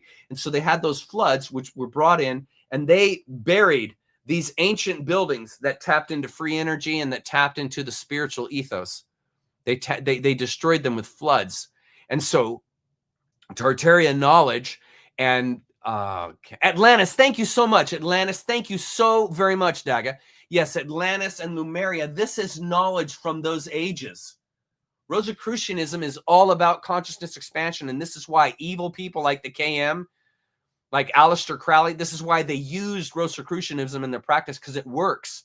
But it's not an evil practice. They made it into evil.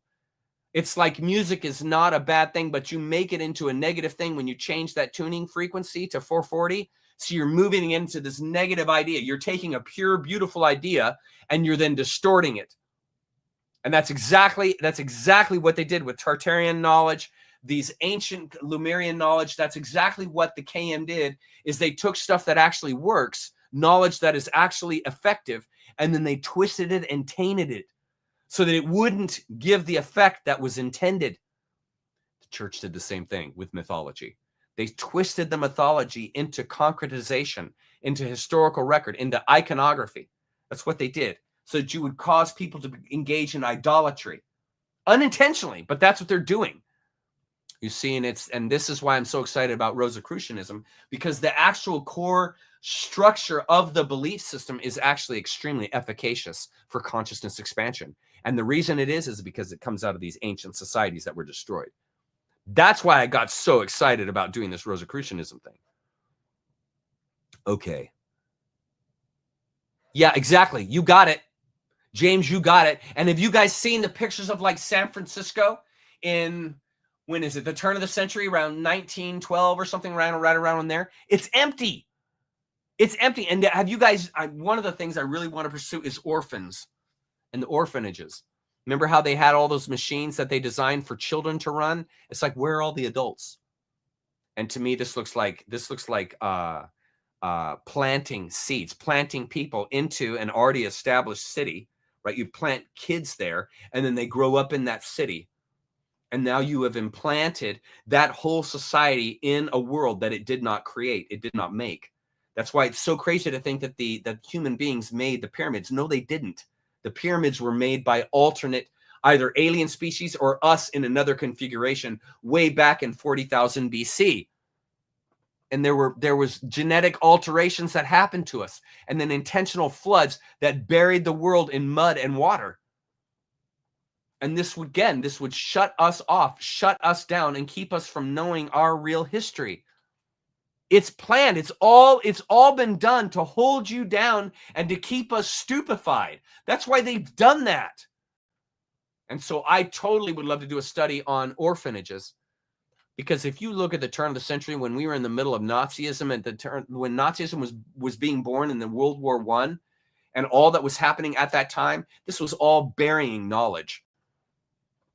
There's a real story to it. And they repopulated the earth with orphanages, with implanted human beings. And I think it's when the people were genetically modified. You're right. Under the pyramid. Yeah, you're right. Nailed it. Nailed it right there. 1,000 missing years. Exactly. In my opinion, esoteric, yes. Yes. I'm not a doomer. I do not think we're all doomed. I don't think we're going into a tribulation where everyone but 10% die. I don't buy into any of that. I'm not a doomer. I think we are in an age of awakening, and it is our responsibility as human beings to instigate that awakening. Meaning we're not just going to sit here and say, okay, lay it on me, brother. Lay it on me, God. No, man. No. We go in and awaken. We do the work. We do the psychology. We uncover the history. We hold the evil people accountable. That's our job. That will save us. That will bring us out of this captured age. We are a part of it. We are not standing here getting it. No, we go get it ourselves. We go after it. That brings it on. That's what we are, an essential element. That's why what I'm doing here and what other light workers are doing is trying to educate people and realizing, open your eyes. You've been deceived. Everything you know is a lie. And therefore, this will save us. This will save the planet by realizing that. By realizing that. You see? It's up to us. You got it, Michael. You got it. You got it. Yeah, everything's going to crumble. Everything is going to crumble. And we will rebuild it. Yes, Obi. Yes. Cabbage Patch Babies, that's tied into the orphanages. That's all tied into it. Yeah, it is a shame. Few listen, but that's changing. We got to love, and we will win people. That's how we got to do it.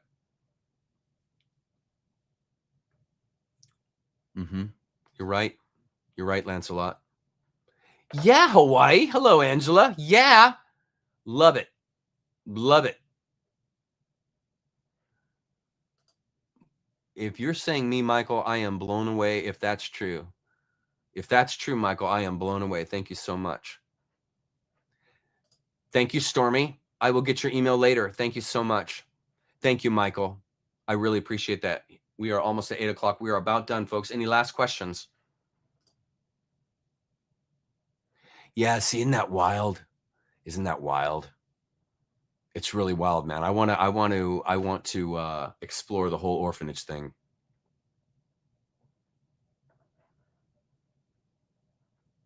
Yeah, I put my hand up for sure. Here we go. Let's see what Tom had to say. Welcome, Tom.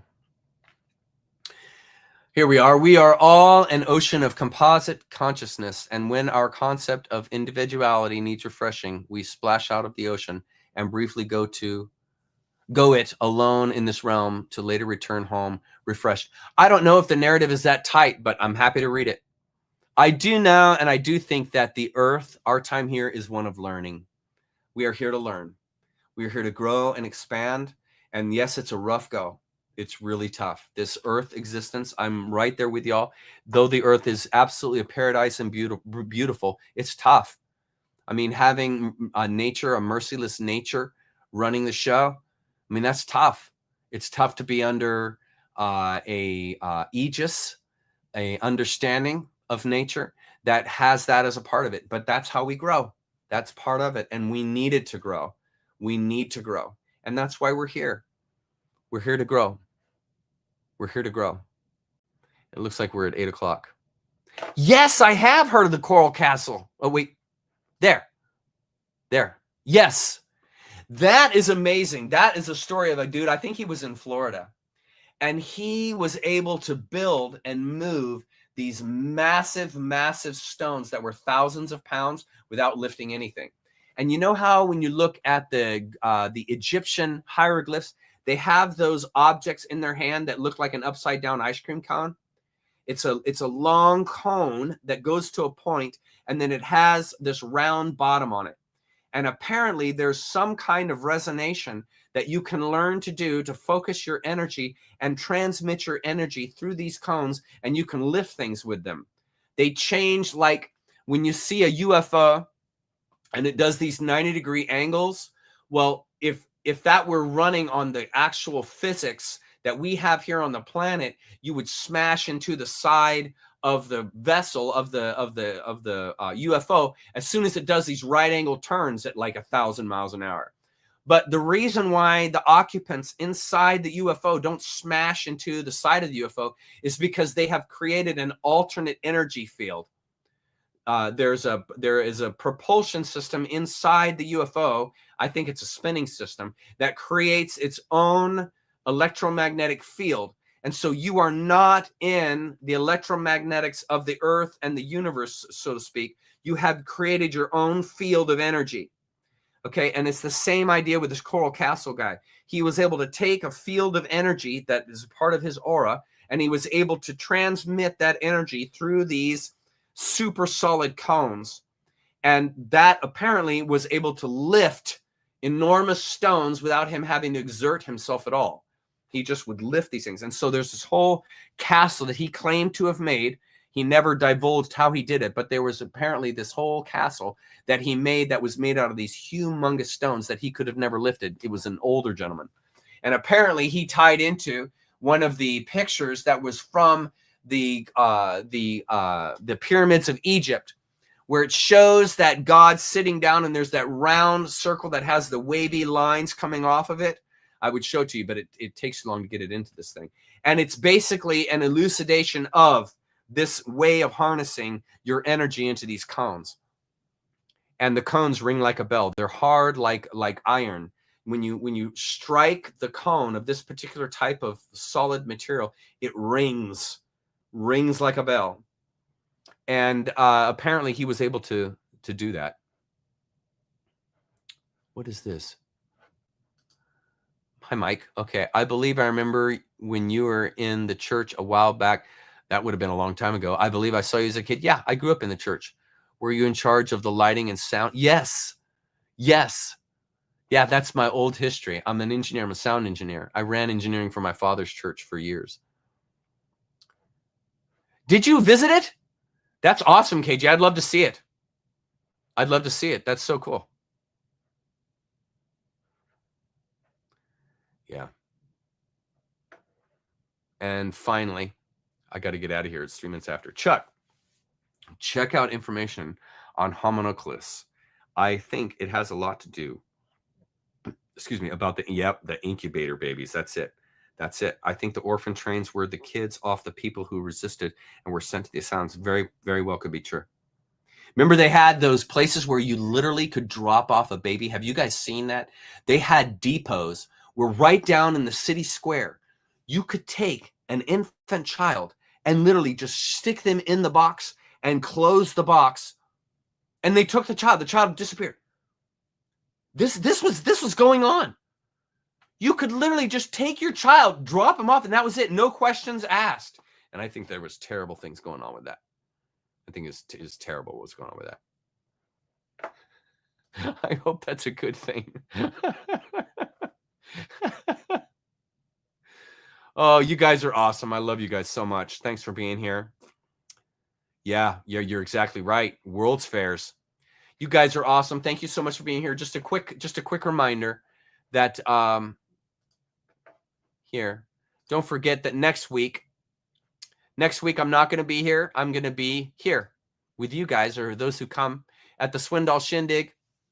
This is next week, folks, 1 week from today. So I'm not going to have a show next week. I'm going to try to shoot a live from Table Mountain when we get up there, but I don't know if I'm going to have any internet. But if I do, I will definitely go live up at Artist Point and say hello and show you guys that, that we're there. But this is where we're going to be. This is what we're going to see. It's going to be awesome, those of you that can make it. And I hope you can make it. I'm going to be there. Jenny's going to be there. It's going to be awesome. But there's, again, the flyer. You can screenshot that if you need it. And I would love to see you guys there. Cool? Yeah, what a great night. It's been a great night. I've really enjoyed this, y'all. This has been fantastic. Thank you for being here. And I love each and every one of you. Thank you for being here. Thank you for showing up and spending your Saturday night with me. I really appreciate it. And I look forward to seeing you next week. I'm going to be at Artist Point. I'm going to see you guys there. And what I'm going to do is I'm going to get some balloons, and I'll get some silver balloons, and I'll just have a really long string, and I'll be in the parking lot holding those balloons. So no matter where you come in the parking lot, you'll be able to see me holding the balloons.